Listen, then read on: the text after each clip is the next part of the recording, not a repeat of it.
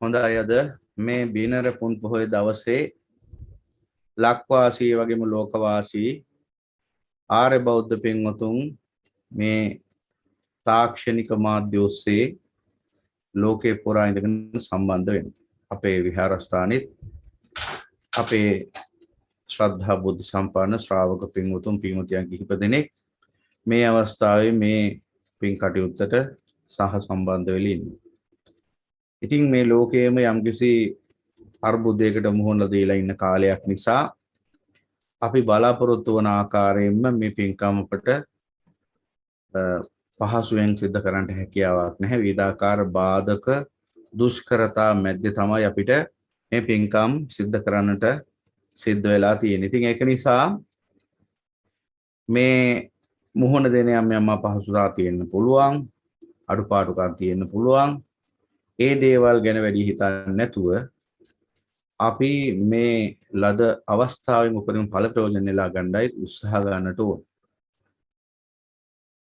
අද දවස බිනර පුන් පොහොය දවස. මේ බිනර පුන් පොහොය දවස ගැන සාකච්ඡා කරද්දී බිනර පුන් පොහොයේ විශේෂ වැදගත්කමක් ගැන සඳහන් වෙනවා. බිනර පුන් පොහොය කියලා කියන්නේ උතුම් වූ මේ සම්බුද්ධ ශාසනයේ විශේෂ සම්දිස්ථානයක් සනිටුහන් වෙච්ච දවසක්. මේ උතුම් වූ සම්බුද්ධ ශාසනයේ මෙහෙණි සස්නට මුල් පියවර තැබෙන්නේ අද වගේ පුන් පොහොය දවසක. මෙහෙණි සස්න ආරම්භ වෙන්නේ බිනර පුන් පොහොය දවසේ. ඒ නිසා අද දවස විශේෂයෙන්ම අපේ මව් පාර්ශවයට එහෙම නැත්නම් කාන්තා පාර්ශවයට බොහොම වැදගත් දවසක්.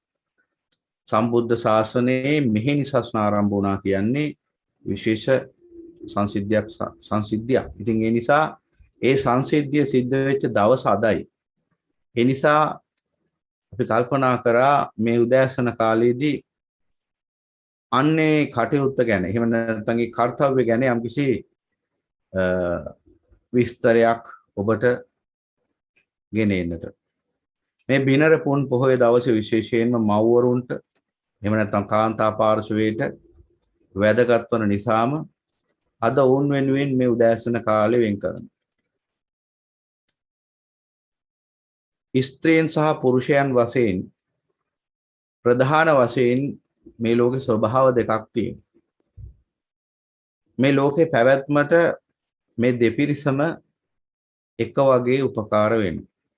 දැන් මේක මනුෂ්‍ය කුලයේ වගේම තිරිසන් කුලයේ ආදී ඒ වගේම දේව කුල ආදී කුලවල දකින්න ලැබෙනවා. බ්‍රහ්ම කුලයේ විතරයි ස්ත්‍රී කියලා පාර්ශවයක් නැත්තේ. 31 තලෙන් අනිකුත් කාමාවචර ලෝකවල ස්ත්‍රී පුරුෂ කියලා භව රූප දෙකක් ප්‍රධාන වශයෙන් දකින්නට ලැබෙනවා. එතකොට ස්ත්‍රිය සහ පුරුෂයා කියලා කියන්නේ පුද්ගලයෙක්ද ආත්මයක්ද කියලා බැලුවොත් පුද්ගලයෙක් හෝ ආත්මයක් නොවේ.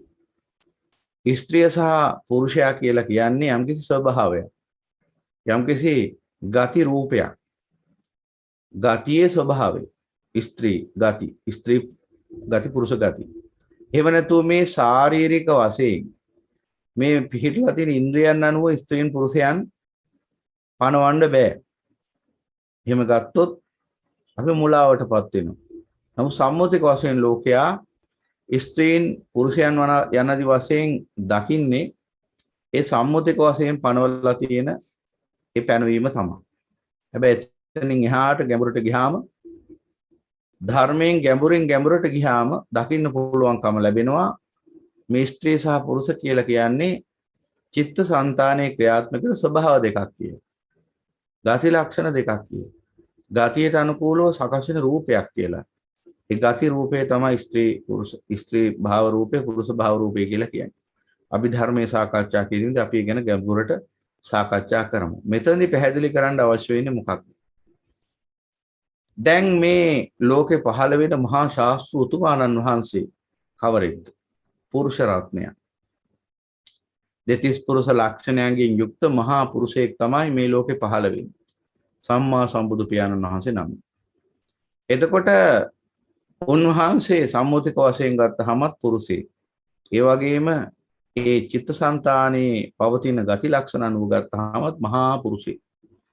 එතකොට එහෙමනම් මේ ලෝකේ මහා අග්‍ර ශාස්ත්‍රතුමාණන් වහන්සේ වෙන්නේ ඒ මහා පුරුෂයාණන් වහන්සේ.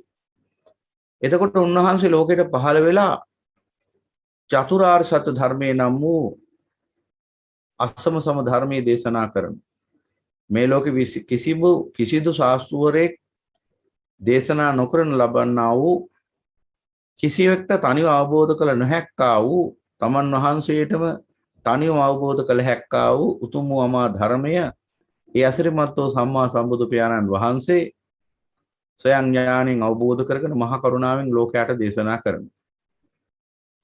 එතකොට එහි ආරම්භයේදීම ඉන්නේ පුරුෂයෝ. මුලින්ම ධර්මය දේශනා කරන්නේ පංච වග්ගීය මහන් වහන්සේලාට. එහෙම නැත්නම් පස්වග මහණුන් වහන්සේලාට. කොණ්ඩඤ්ඤ වප්පබද්දිය මහා නාම අස්සජි. ඒ උතුමන් වහන්සේලා තමයි මුලින්ම ධර්මයට කන් දෙන්නේ. උන්වහන්සේලා පුරුෂයෝ.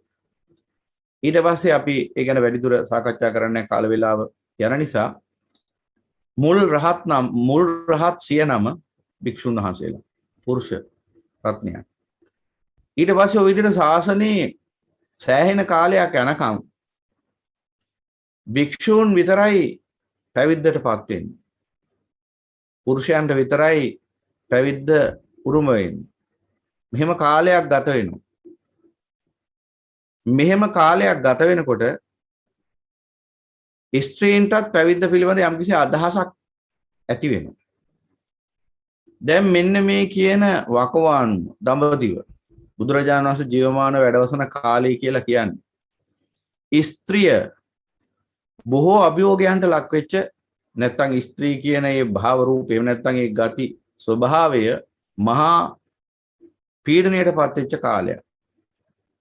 සාමුද්‍රික වශයෙන් ගත්තාම ස්ත්‍රීන් විවිධ සමාජීය බලපෑම් වලට ලක් වෙච්ච සමාජයේ විවිධ ප්‍රචණ්ඩතාවන්ට ලක් වෙච්ච ගොදුරු වෙච්ච කාලයක්. ඒ කාලේ වෙනකොට ස්ත්‍රීන්ට ලැබිලා තිබුණේ බොහෝම පහත් තැන. විශේෂයෙන්ම මේක අපේ මව් පාර්ශ්වයේ කාන්තා පාර්ශ්වයේ තේරුම් ගන්න ඕන. මොකද මෙහෙම කියන්නේ? අද වෙනකොට ඔබ හිස ඔසවාගෙන බොහොම නිදහස්කාමී මිනිසෙක් වශයෙන් ජීවත් වෙනවා නම් ස්ත්‍රියක් වශයෙන් ඔබ දැනගන්න ඕන ඔබේ නිදහස උරුම කරලා දුන්නේ අසිරිමත් වූ මහා ශාස්ත්‍රතුමන් වහන්සේ බව. ඒ නිසා විශේෂයෙන්ම ස්ත්‍රීන් මේ කාරණාවට කන් දීලා ශ්‍රද්ධාව ඇති කර ගන්න ඕන. මේ ධර්ම මාර්ගයේ ගමන් කිරීමේදී බොහෝ අවස්ථාවලදී අපට පේන උපාසකම්මලා වැඩි අවකාශයක් දරනවා මේ පන්සල් භූමියේත් ඒ වගේම මේ ධම්ම අවකාශයන්හි. නමුත් වැඩියෙන්ම ස්ත්‍රී පාර්ශවයෙන්ම තමයි මේ සම්බුද්ධ ශාසනයට බලපෑම් වෙන්නේ. ඒ බවත් කියන්න ඕන. ඒ නිසා මොන විදිහෙන් හරි තේරුම් ගන්න ඕන තමන් අද නිදහස් ජීවිතයක් ගත කරන්නේ කවුරු නිසාද කියලා. එදා ඒ දඹදිව බොහෝ කොට ස්ත්‍රීන් විවිධාකාර සමාජ බලපෑම් වලට ලක් වෙලා අසරණ හිටපු කාලයක්. කොච්චර අසරණ අඩියක ජීවත් වුණාද කියනවනම් සමාජයේ සම්මතයයි කුල කිහිපයක් තිබුණා. උසස්යයි සම්මත කුල ක්ෂත්‍රීය බ්‍රාහ්මණ ක්ෂත්‍රීය වෛශ්‍යයන්. ඊළඟට හිටියා තව ශුද්‍ර කියලා කුලයක්. ශුද්‍ර කියන්නේ පහත්ම කුලයේ හැටියට ඒ කාලේ නම් කළා දිවිච්ච මනුස්ස වර්ගයක්. මනුස්ස කුලයක්. මෙන්න මේ ශුද්‍ර කුලයේ උපදින ස්ත්‍රී දැරිවියන්, කුඩා දැරියන්, බිලින්දියන් ඉපදිච්ච මොහොතේම ගංගානම් ගඟට විසි කරන තරමට ස්ත්‍රිය පිළිබඳ තිබිච්ච වටිනාකම බිඳුවටම බස්සලා තිබිච්ච සමාජයක්. දියණියක් ඉපදුනාම මහා කරදරයක් විපතක් කියලා හිතුවා. ඒ චණ්ඩාල කුලේ මිනිස්සු නැත්නම් ඒ ශුද්‍ර කුලේ මිනිස්සු. මොකද විපතක් කාරණා කිහිපයක් නිසා. ඉතින් ඒ දැරියන්ව ගංගානගඟට විසි කළ දැම්මා. ඒ වගේම උසස්සේ සම්මත කුලවල පවා ස්ත්‍රී උපතක් සිද්ධ වුණොත් එහෙම නැත්නම් දැරියක් ඉපදුනොත් ඔවුන්ගේ සතුටක් හටගත්තේ නැහැ. රාජ කුලේවත් බ්‍රාහ්මණ කුලේවත්. මොකද බ්‍රාහ්මණ කුලෙත් බමුණන්ටයි පිරිමින්ටයි තැන තිබුණේ. ක්ෂත්‍රීය කුලෙත් පිරිමින්ටයි තැන තිබුණේ. වෛශ්‍ය කුලෙත් පිරිමින්ටයි තැන තිබුණේ. ඒ උසස් කුල නිසා ඒවැ කාන්තාවන්ට දැඩි හිංසා පීඩා සිද්ධ නොවුනට ඒ අයටත් වටිනාකමක් නම් ලැබුණේ නැහැ ජීවිතවල. උසස්ම කුලයයි සම්මත බ්‍රාහ්මණ කුලයේ ඉඳලා ක්ෂත්‍රීය වෛශ්‍ය කියන කුලවල බ්‍රාහ්මණ කියලා කියන්නේ මේ සමාජෙ හිටපු පුද පූජා ලබන පූජක කොටස. එතකොට ක්ෂත්‍රීය කියලා කියන්නේ රට පාලනය කරපු රාජ්‍ය වංශිකයන්. වෛශ්‍ය කියලා කියන්නේ රටේ ආර්ථිකය භාරව කටයුතු කරපු ව්‍යාපාරිකයන් වෙලෙන්දා. ශුද්‍ර කියලා කියන්නේ සියලු දෙනාගේ බැල මෙහෙවරකම් අතවැසිකම් කරපු පහත්ම කුලයේ මිනිස්යන්. ඒ කාලේ තිබිච්ච චතුර් වර්ණයේ දඹදිව. එතකොට මෙන්න මෙතන මේ බ්‍රාහ්මණ ක්ෂත්‍රීය වෛශ්‍ය කියන කුලවලත් පුරුෂ පක්ෂයටයි තැන ලැබුණේ. නිසා ඒ කුලවල උනත් ස්ත්‍රියක් ඉපදුනහම වටිනාකමක් ලැබුණේ නැහැ. බොහෝ විට ස්ත්‍රීන්ට ලැබුණේ වහලියන්ගේ තැන, දාසියන්ගේ තැන. එයාට හම්බුන්නේ නැහැ ඉදිරි තැන.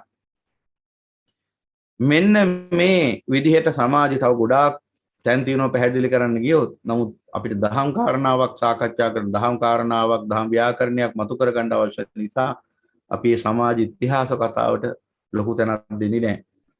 එහෙනම් ওই විදිහට සමාජයේ විවිධාකාර තාඩන පීඩන මැද්දේ ජීවත් වෙච්ච කාන්තාව අඥාන තැනැත්තියක් හැටියට ඒ කාලේ සැලකුවේ. ද්වංගුල පඤ්ඤා හේවත් මේ ඇඟිලි දෙක ඥානය කියලා කිව්වේ. කියන්නේ බත් හැටියක් ඉදිලාද නැද්ද කියලා හොයාගන්න පුළුවන් විදිහේ ඥානයක් විතරයි කාන්තාවට තිබුණේ. එහෙනම් මුළු තැන් ගෙදර ඥානෙ විතරයි කාන්තාවට තියෙන්නේ කියන තැනට කාන්තාව තල්ලු කරලා තිබුණා. එහෙම සමාජයක්. ඒක තමයි අපේ ලංකාවේ හැඳිමිටි නුවණ යන අර්ථයෙන් ඒ පිරුලෙන් නැත්නම් ඒ ආත්මෝපදේශයෙන් දක්වන්නේ. එතකොට මෙන්න මේ විදිහට කාන්තාවගේ ඥානය තව තක්සේරු කරලා තිබුණේ. බමුණු එහෙම ස්ත්‍රීන්ව බොහෝම පහතට ඇදහිලා තිබුණා. බමුණෝ කිව්වා ස්ත්‍රීන්ට තියෙන්නේ ඉතාම පහළ ප්‍රඥාවක් බව. ඔවුන් විවිධාකාර ශ්ලෝක වලින් ස්ත්‍රීන්ව පහතට හෙළලා තිබුණා. ඖදුම්බර භවං පුෂ්පං ශ්වේත වර්ණස්ස කාකයෝ මත්ස්‍යපාදහ ජලේහි විශ්ව ස්ත්‍රී වාක්‍යං න විශ්වේත්‍ය. ඒ කියන්නේ මේ උදුම්බරා ගසේ මල් පිපුණක් පිළිගන්න. ඒ වගේම කපුටු සුදු වුණා කියලා කිව්වත් පිළිගන්න. මාළුන්ට කකුල් ආවා කියලා කිව්වත් පිළිගන්න. ස්ත්‍රී වාක්‍යයක් නැත්නම් ස්ත්‍රී වචනයක් නම් විශ්වාස කරන්න එපා කියලා. මේ විදිහට බමුණෝ තව නොයේ කොයිටත් වඩා නින්දිත ආකාරයෙන් ස්ත්‍රීන්ව පහතට හෙළලා තිබුණා. මොකද ඒකට හේතුව අන්න රවුන් දැක්කේ ස්ත්‍රිය කියලා කියන්නේ මේ සමාජ සම්මුතික වශයෙන් අර පිටත පේන පෙනුමෙන් මනින්න පුළුවන් කෙනෙක් කියන තැන. ඒ ස්ත්‍රී භාව රූපය ගැනයි වුන් එසේ කිව්වේ. නමුත් අපි ගැඹුරින් බැලුවාම යම්කිසි පුද්ගලෙක් ස්ත්‍රියක් වෙලා ඉපදුනහම ඒ ස්ත්‍රිය ඒ කියන සියලුම නින්දාවන්ට එමෙතනයි ගැරහොම් වලට සුදුසු වන්නේක්ද? ඒ කියන්නේ ස්ත්‍රියක් වෙලා උපන් පමණින්ම ඔවුන් නින්දා ලැබිය යුත්තන්ද? ඔවුන් ගැරහොම් ලැබිය යුත්තන්ද? කියන ප්‍රශ්නෙට උත්තරයක් හොයාගන්න ඕන අපි. අර මෝඩ බමුණන්ට නම් හිතුනේ එහෙම තමයි. මොකද ඔවුන්ට එතනින් එහා දකින්න ඥානයක් තිබුණේ නැහැ. යම්කිසි ස්ත්‍රියක් ස්ත්‍රී කියන භාව රූපය තුලින්ම දකින්නව හැර මේ ස්ත්‍රීත්වයේ ඉක්මවලා ඥාණයෙන් උත්කෘෂ්ඨ භාවයකට පත් වුණොත් ඇය තුළ තවදුරටත් ඒ ස්ත්‍රී ගති ලක්ෂණ දකින්න පුළුවන් වේවිද නැද්ද කියන ඒ චින්තනය එහෙම නැත්නම් ඒ අදහස ඇති කරගන්න උන්ට ඥානයක් තිබුණේ නැහැ. ඒ නිසා උසස්ම කුලයේ හිටපු ස්ත්‍රියක ඉඳලා පහත්ම කුලයේ දක්වා හිටපු ස්ත්‍රිය දක්වාම කුලවලින් විවිධ තරාතිරම් ඉසලුවත් සමාජ සම්මතයේ ඉදිරියේ සියලු දෙනා ඊටාම නින්දිත තැනකට තමයි ඇදලා දාලා තිබුණේ. ඒ කියන්නේ බ්‍රාහ්මණ කුලයේ බැමිණියන් වුණත් ශුද්‍ර කුලයේ ශුද්‍ර කාන්තාවන් වුණත් කුලයෙන් වෙනස් වුණාට උන්ට ලැබිච්ච පිළිගැනීම එකමයි. කිසි කෙනෙක් ස්ත්‍රියට වටිනාකමක් දුන්නේ නැහැ. ඒ විදිහටයි සමාජ ක්‍රමය හැදිලා තිබුණේ. එතකොට මෙන්න මේ වගේ සමාජ පරිසරයක තමයි සම්මා සම්බුදු පියාණන් වහන්සේ පහළ වෙන්නේ දඹදිව. එතකොට උන්වහන්සේ පහළ වෙලා ලෝකයාට මහා කරුණාමය ධර්මයේ දේශනා කරනවා. මේ ධර්මයේ දේශනා කරලා සම්බුද්ධ ශාසනය පිහිටුවලා සංඝ ශාසනය පිහිටුවනවා. ඊට පස්සේ කාලයක් ගත වෙනවා. මේ විදිහට කාලයක් ගත වෙනකොට පුරුෂයන් බහුල වශයෙන් මේ ශාසනයට ඇතුළත් වෙනවා. මෙහෙම කාලයක් ගිහිල්ලා මම මේ කෙටියෙන් හකුලලා මේ දහම් කාරණාව මතු කරන්න උත්සාහ ගන්න. මෙහෙම කාලයක් ගත වෙලා බුදු පියාණන් වහන්සේ කිඹුල්වත් නුවරට වඩින දවසක් උදා වෙනවා. වසර 7කට පසුව බුද්ධත්වයෙන් වසර 7කට පසුව කිඹුල්වත් නුවරට වැඩම කරනවා. කිඹුල්වත් නුවරට වැඩම කරලා තමන්ගේ ශාක්‍ය ඥාතීන්ට උන්වහන්සේ ධර්මයේ දේශනා කරනවා. මේ විදිහට ධර්මයේ දේශනා කරාම ශාක්‍ය කුලයේ වෙනකොට ඉපදිලා හිටිය අති බහුතරයක් දෙනා මහා පුණ්‍යවන්ත බුද්ධ ශ්‍රාවකයන් වෙන්නට හේතු තිබිච්ච පිරිස. වැඩියෙන්ම පින් කළා තිබිච්ච පිරිසක් තමයි ශාක්‍ය කුලේ ඥාතීන් බවට පත් වුනේ. ඉතින් සම්මා සම්බුදු පියාණන් වහන්සේගේ මහා කරුණාවට නිරන්තරයෙන් වුන් ලක් වුණා. ඒ නිසා විශාල පිරිසක් එදා ඒ කිඹුල්වත් නුවර ශාක්‍ය කුලයෙන් පැවිද්ද කරාව පුරුෂයන්. මේ විදිහට බහුල වශයෙන් පුරුෂයන් ශාසනයට ඇතුල් වෙද්දී ඒ ශාක්‍ය කුලේ කාන්තාවන්ට මහ තනිකමක් දැනෙන්න ගත්තා. මොකද තමන්ගේ ස්වාම පුරුෂයන් ඒ වගේම පුත්‍රයන් පැවිදි බිමට ආවා. ඊට පස්සේ බිරින්දෑවරු තරුණ බිරින්දෑවරු තනි වුණා. ඒ වගේම මව්වරු උතුන් අහිමි ශෝකයෙන් තනි වුණා. මේ විදිහට කාන්තාව පාර්ශවයේ තනි වෙන්න ගත්තා. මොකද බහුල වශයෙන් පුරුෂයන් පැවිද්දට ආවේ වෙනකොට මෙහෙණි ශාසන ආරම්භ වෙලා නැහැ. ඉතින් එදා කපිලවස්තු නුවරට වැඩම කරපු සම්මා සම්බුදු පියාණන් වහන්සේ ශාක්‍ය ඥාතීන් විසින් ඉදි කරලා පූජා කරන්නට යෙදුනා වූ නිග්‍රෝධාරාමයේ වැඩ වාසය කළා. මේ වෙලාවේ සම්මා සම්බුදු පියාණන් වහන්සේ හමුවට එනවා ප්‍රජාපති ගෝතමී දෙවියන් වහන්සේ. එහෙම නැත්නම් මහා මායා දෙවියන් වහන්සේගේ බාල සහෝදරිය. තවත් විදිහට කිව්වොත් සුද්ධෝදන රජුරුවන්ගේ දෙවන අගබිසව. ඒ කියන්නේ මුලින්ම මහා මායා දෙවියන් පසුව අග්‍රබිසව වෙච්ච උතුමාවිය. තවත් විදිහට කිව්වොත් අපගේ අසිරිමත් වූ මහ බෝසතාණන් වහන්සේ මෞතුමිය කලුරිය කළ දවසේ ඉඳලම රැකබලාගත් කිරිමව. හැම අතින්ම මහා උත්තමාවිය. එතකොට මේ ප්‍රජාපති ගෝතමී දේවීන් වහන්සේ සම්මා සම්බුදු පියාණන් වහන්සේ මුණ ගැහෙන්නට එනවා නිග්‍රෝධාරාමයට.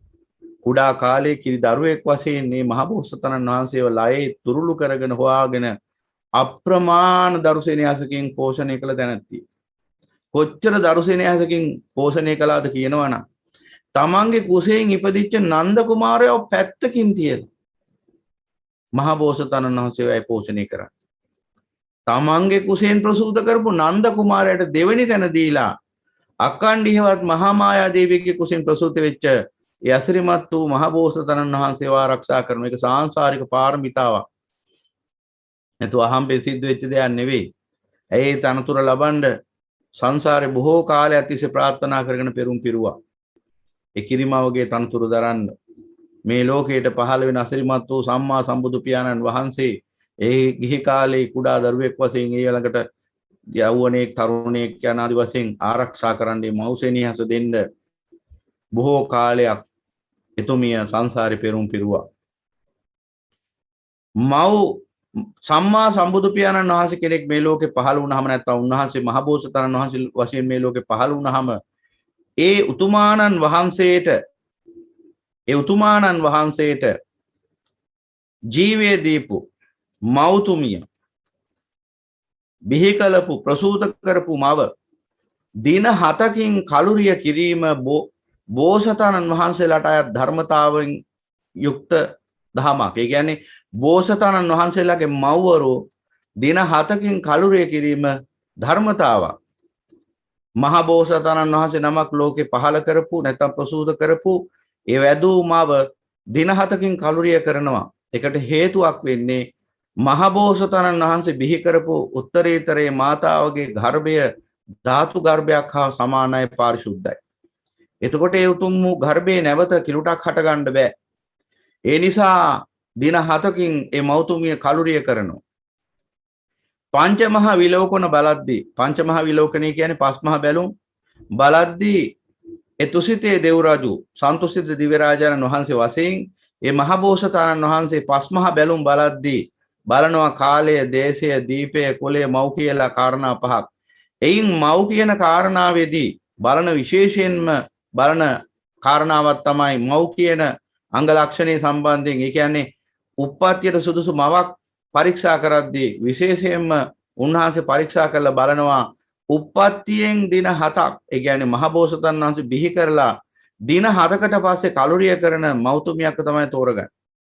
ඒක ධර්මතාවයෙන් ගැළපීලා එනවා ඒ අවස්ථාවට.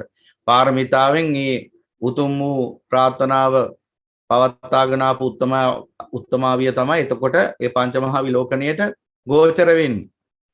එතකොට එක ධර්මතාවක් අන්නේ මව් කියන අංග ලක්ෂණයේදී බලනවා දින 7ක් ඇතුළත මහබෝසතාණන් වහන්සේ ලෝකෙට බිහි කරලා දින 7ක් ඇතුළත ඇයගේ ආයුෂ අවසන් වෙනවද කියලා. එක ධර්මතාවක්. මෙන්න මේ බව දැක්වෙන සූත්‍රයක් තියෙනවා ත්‍රිපිටකයේ අප්පකායු සූත්‍රය අරන් බලන්න පුළුවන් කැමති කෙනෙක්. අප්පකායු සූත්‍රය. අල්ප ආයුෂ කියන සූත්‍රය. ආනන්ද හාමුදුරුවෝ සම්මා සම්බුදු පියාණන් වහන්සේගෙන් අහනවා භාගතුන් වහන්සේ ආශ්චර්යයි. භාගතුන් වහන්සේ වැනි මහා පුරුෂයෙක් මේ ලෝකෙට බිහි කරපු මෞතුමිය දින 7කින් කලුරිය කිරීම ආශ්චර්යයි භාගතුන් වහන්සේ.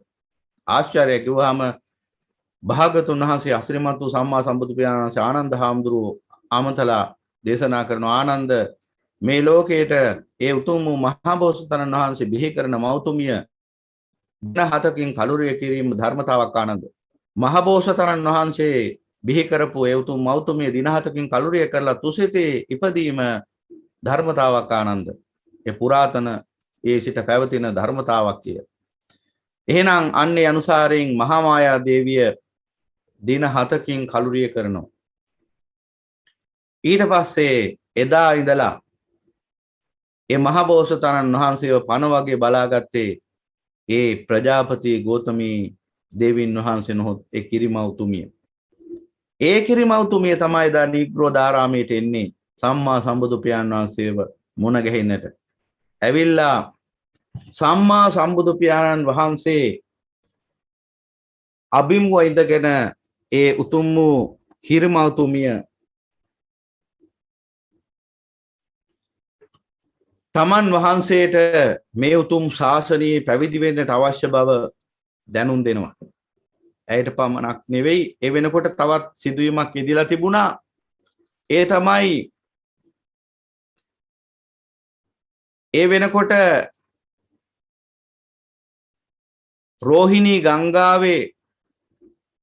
රෝහිණී ගංගාවේ ජලය පිළිබඳ ප්‍රශ්නයක් හටගෙන තිබුණා. ඒ ජලය පිළිබඳ ප්‍රශ්නය සමතයට පත් කරන්න සම්මා සම්බුදු පියාණන් වහන්සේ රෝහිණී නදිය අසබඩට වැඩම කරා. එදා රෝහිණී නදියේ ජලය පිළිබඳ ප්‍රශ්නයෙන් ශාක්‍ය සහ කෝලිය කියන ඥාතීන් දෙකොට්ටාසේ ගැටුමකට යුද්ධයකට යොමු වෙලා හිටියා. රෝහිණී නදියේ ජලය බෙදා ගන්න බැරුව. ඒ අවස්ථාවේ සම්මා සම්බුදු පියාණන් වහන්සේ ඒ ඥාතීන්ගේ අරගලයේ සංසිඳව යුද්ධය සමතයට පත් කරලා ධර්මයේ දේශනා කළාම ශාක්‍ය සහ කෝලිය කියන කුල දෙකෙන්ම අති විශාල පිරිසක් පැවිද්දට ආවා. පිරිමි පාර්ශවයේ මේ කුල දෙකේම කාන්තාව තනි වුණා. බහුතරයක් දෙනා ඔක්කොම රාජ්‍ය වංශිකයෝ. එතකොට මෙන්න මේ වගේ කාල පරාසයක තමයි ප්‍රජාපති ගෝතමී දෙවියන් වහන්සේ සම්මා සම්බුදු පියාණන් වහන්සේ මුණ ගැහෙන්නට එන්නේ. ඇවිල්ලා එතුමිය ඉල්ලා හිටිනවා අපගේ සම්මා සම්බුදු පියාණන් වහන්සේගෙන් සාදු භන්තේ ලබෙය්‍ය මාතුගාමෝ තථාගතප්ප වේදිතේ ධම්ම විනය අගාරස්මානගාරියන් පබ්බජ්ජන්ති කියලා ඉල්ලීමක් කරනවා. ස්වාමීනි භාගතුන් වහන්සේ මේ ස්ත්‍රියටත් ගිහිගෙන් නික්මිලා තථාගතයන් වහන්සේ විසින් ප්‍රකාශ කරන ලදී ධර්ම විනය හැසිරෙන්නට ඒ අනගාරික එහෙම නැත්නම් ගෘහයෙන් අනගාරික කියන්නේ ගෘහයෙන් වෙන් වුණා වූ පබ්බජ්ජන්ති පැවිද්දටපත් වෙන්නට අවසර දෙන්න කියලා ඉල්ලීමක් කරනවා. එසේ ලබා දෙනවා නම් ඊටාම යහපත් කියලා අය බොහොම කරුණාවෙන් ඉල්ලීමක් කරනවා. මොකද ඒ වෙනකොට ඒ ශාක්‍ය කුලයේ බොහෝ පුරුෂ පක්ෂයේ බොහෝ දෙනා පැවිද්දටපත් වෙලා එපමණක් නෙවෙයි එතුමියගේ කුසින්ම ප්‍රසූත කරලා හැදුව වැඩු නන්ද කුමාරයාත් ඒ වෙනකොට පැවිද්දටපත් වෙලා. ඉතින් මේ කරුණු කාරණා සලකා බැලුවාම ප්‍රජාපති ගෞතමී දේවින් වහන්සේ මේ ඉල්ලීම කරනවා සම්මා සම්බුදු පියාණන් වහන්සේගෙන්. සම්මා සම්බුදු පියාණන් වහන්සේ මොකක්ද ඇයට ලබා දෙන පිළිතුර? දැන් මෙතන තියෙනවා ගැඹුරු තැන තේරුම් ගන්න. හොඳින් අහගෙන ඉන්න. ඇයි එහෙම උනේ කියලා තෝරගන්න ඕන අපි. අලං ගෝතමී මාතේ රුච්චි මාතුගාමස්ස තථාගතප්ප වේදිතේ ධම්ම විනය අගාරස්මානගාරියං පබ්බජ්ජාති. ඒ කිව්වේ මොකද්ද? ගෝතමිය කම් නැත. එහෙම හිතන්නේ බා ගෝතමිය. ස්ත්‍රිය විසින් මේ තථාගතයන් වහන්සේ දේශිත ධර්ම විනය හැසිරෙන්නට එහෙම නැත්නම් ඒ අනගාരിക ජීවිතයටපත් වෙලා පැවිදි ජීවිතයක් ගත කරන්නට සුදුසු නැහැ. එනිසා ගෞතමිය ඒ ගැන සිතීමෙන් පාලනය කියලා සම්මා සම්බුදු පියාණන් වහන්සේ ඒ ඉල්ලීම ප්‍රතික්ෂේප කරනවා. දෙවනවරත් ප්‍රජාපති ගෞතමීන් වහන්සේ මේ විදිහටම ඉල්ලීමක් කරනවා. ඒ මොහොතේදී බුදු පියාණන් වහන්සේ දෙවනවරත් ප්‍රතික්ෂේප කරනවා. තුන්වන වතාවෙත් ඒ ඉල්ලීම කරනවා. තුන්වන වතාවෙත් සම්මා සම්බුදු පියාණන් වහන්සේ ප්‍රජාපති ගෞතමී දේවින් වහන්සේගේ ඉල්ලීම ප්‍රතික්ෂේප කරනවා. කම් නැත ගෞතමිය මේ උතුම් වූ ධර්ම විනී අනගාരിക පැවිද්ද ගත කරන්නට ස්ත්‍රිය සුදුසු නැත යනාදි වශයෙන් උන්වහන්සේ ඒ අවස්ථාව ප්‍රතික්ෂේප කරනවා. මේ විදිහට තුන් වතාවක් ප්‍රතික්ෂේප කරාට පස්සේ තවදුරටත් ඉල්ලා සිටීමෙන් ඵල නැති බව තේරුම් ගත්ත ප්‍රජාපති ගෞතමී දේවින් වහන්සේ බොහොම කම්පාවටපත් වෙනවා. බොහොම ශෝකයටපත් වෙනවා. නරක වූ සිතින් කඳුළු ගලන දැසින් යුක්තව ඇය එතනින් ඉවත් වෙලා යනවා. එහෙම ගිහිල්ලා හඬා වැළපෙමින් ජීවත් වෙනවා. අපි මහා පෞකාර ජීවිතයක් ලැබුවේ. අපට සම්මා සම්බුදු පියාණන් වහන්සේගේ ශාසනය පැවිදි වෙන්නවත් වාසනාවක් නැහැ කියලා ඇය බොහෝම ශෝකයෙන් කල් ගෙවනවා. නමුත් පැවිද්ද පිළිබඳ අදහස අත්හරින්නේ නැහැ. කොහොම කාලයක් ගත වෙනවා. ඊට පස්සේ අපගේ අමා මෑණියන් වහන්සේ පිළිවෙලින් චාරිකාවේ වඩිමින් කිඹුල්වත් නුවර සිට නැත්නම් කපිලවස්තුවේ සිට විශාලා මහනුවර වේසාලී දක්වා වැඩම කරනවා. වේසාලී හෙවත් විශාලා මහනුවර කූටාගාර ශාලා හෙවත් ඒ වේසාලී රජවරුන් විශාලා මහනුවර ලිච්ඡවින් විසින් සකස් කරපු ඒ අති මනරම් ආරාමේ උන්වහන්සේ වැඩ වසනවා. මේ බව දැනගන්න ප්‍රජාපති ගෞතමී දෙවින් වහන්සේ කල්පනා කරනවා තවත් වතාවක් මං ඉල්ලා බලන්න ඕන. මොකද මේ ජීවිතෙන් පළක් නැහැ දැන්. ප්‍රිය කරපු සියලු දෙනා ගිහිගෙන් නික්මිලා ගිහින් ඉවරයි. තවදුරටත් මේ ශාක්‍ය මාලිගාවේ ඉඳලා ලබන්න සැපකුත් නැහැ. ඒ විතරක් නෙමෙයි බණත් අහලා වෙනකොට සෝවාන් ඵලයේ පිහිටලා හිටියේ. ඒ නිසා ලබන්න සැපේ සංසාරෙත් නැහැ. මා යම් ආකාරයකින් ප්‍රිය කළ පිරිසක් හිටනම් ඒ සියලුම දෙනා දැන් ශාසනයට ඇතුල් වෙලා ඉවරයි. දැන් එහෙනම් මම මේ අඳුරු මාලිගාවේ ඉඳලා ලබන සැනසීම මොකද්ද? මේ සංසාරේ අනාථ වෙලා අතරමං වෙලා අසරණ වෙලා ලබන සැනසීම මොකද්ද? එහෙනම් මමත් අප්‍රමාදීව මේ සසර දුකෙන් නිදහස් වෙන්න ඕන කියලා එතුමිය අදිෂ්ඨානයක් ඇති කරගත්තා. ඒ වෙනකොට ශාක්‍ය කුලයේ බොහෝ රාජවාංශික තරුණියෝ පැවිද්දටපත් වෙලා හිටපු නිසා එයාගේ බිරින්දෑවරුන්ටත් ඒ විදිහම කනස්සල්ලක් සංකාවක් තනිකමක් තිබුණා. ඒ අයත් ප්‍රජාපති ගෞතමී දේවින් වහන්සේ වටා එක්රොක් වුණා. ඒ අයත් ඒ අදහසම දැරුවා. ඒ කණ්ඩායමේ ජේෂ්ඨ උත්තමාවිය වුණේ ප්‍රජාපති ගෞතමීන් වහන්සේ. උන්වහන්සේ ඒ පළ කළ අදහස අර සියලුම ශාක්‍ය කුමාරිකාවෝ එකහෙලාම් පිළිගත්තා.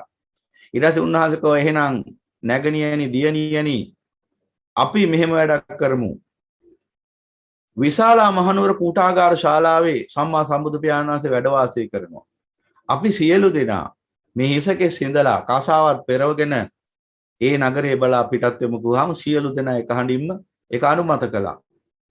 ඊට පස්සේ සියලුම ස්ත්‍රීන් ඒ කියන්නේ ප්‍රජාපති ගෞතමී දෙවියන් වහන්සේ ප්‍රමුඛ 500ක් ශාක්‍ය කුමාරිකාව 500ක් කියලා කියන්නේ ගණන් කළා 499 500 කියන එක නෙවෙයි යම්කිසි විශාල සංඛ්‍යාවක් කියන්නේ. යම්කිසි විශාල පිරිසක් ඉස මුඩු කරලා තමන්ම තනියෙන් කසාවක් දරාගෙන කිඹුල්වත් නුවර ඉඳලා යොදුන් 51ක් දුරින් පිහිටිය වේශාලිය දක්වා පයින්ම ගියා.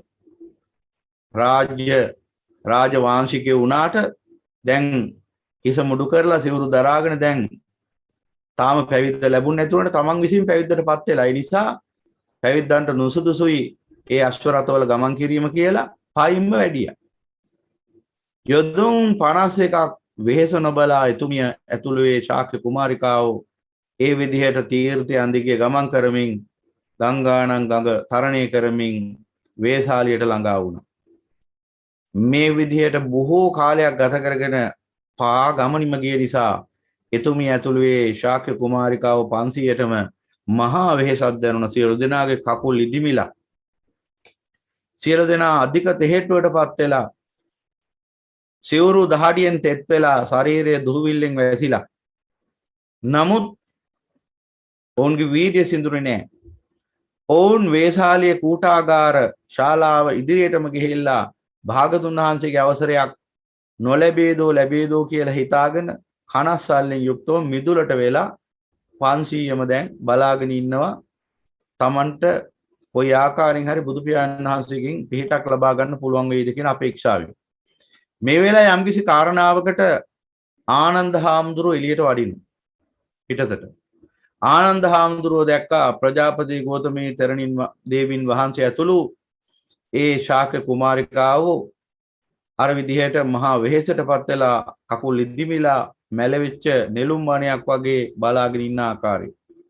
දැන් මෙහෙම දැක්කහම ආනන්ද හාමුදුරුවෝ ඉතින් සෝවාන් ඵලලාභී උත්තමයේ කෙනෙකුට සෝවාන් ඵලෙ හිටියේ උන්වහන්සේගේ චිත්තසංතානයේ කම්පාවක් හට ගන්නවා. ඉතින් ඒ වගේම තමයි ප්‍රජාපති ගෞතමී දෙවියන් වහන්සේ ඇතුළේ ශාක්‍ය කුමාරිකාව කියන උන්වහන්සේගේ සියලුම දෙනා ලේ ඥාති ආනන්ද හාමුදුරුවන්ගේ. මොකද ආනන්ද හාමුදුරුවෝ ශාක්‍ය කුමාරී පෙර. ඒ නිසා තමන්ගේ නැන්දනියත් ඒ වගේම සහෝදරියන් නැගණියන් තමයි හිටියේ ඔක්කොම. ඒ සියලු දෙනා කෙරෙහි කරුණාවෙන් ආනන්ද හාමුදුරුවෝ සම්මා සම්බුදු පියාණන් වහන්සේ මුණ ගැහින්නට නැවතත් බුදු පියාණන් වහන්සේගේ සම්මුඛයට වඩිනවා. වැඩලා එදා ඒ ප්‍රජාපති ගෞතමී දෙවියන් වහන්සේ කරපු ඉල්ලීමම ආනන්ද හාමුදුරුවෝ එදා සිද්ධ කරනවා. සාදු භන්තේ ලභේය මාතුගාමෝ තථාගතප්ප වේදිතේ ධම්ම විනය අගාරස්මනගාරියං පබ්බජ්ජන්ති කියලා ඉල්ලීමක් කරනවා. සාදු මේ භන්තේ සාදු භන්තේ ස්වාමීනි භාගතුන් වහන්සේ ඔබ වහන්සේ විසින් දේශනා කොට වදාළ මේ ධර්ම විනී හැසිරෙමින් අනගාരിക පැවිදි ජීවිතයක් ගත කිරීම ඉස්රේට සුදුසුයි යහපත් ස්වාමීනි යහපත් කියලා ඉල්ලීමක් කරනවා. එසේ දැනුම් දෙනවා. ඒ මොහොතේ සම්මා සම්බුදු පියාණන් වහන්සේ ආනන්ද හාමුදුරුවන්ට පෙර උත්තරේම ලබා දෙනවා. අලං ආනන්ද මාතේ රුච්චි මාතුගාමෝ තථාගතප්ප වේදිතේ ධම්ම විනී අගාරස්ම අනගාරියං පබ්බජ්ජාති. ආනන්ද එසේ නොසිතුව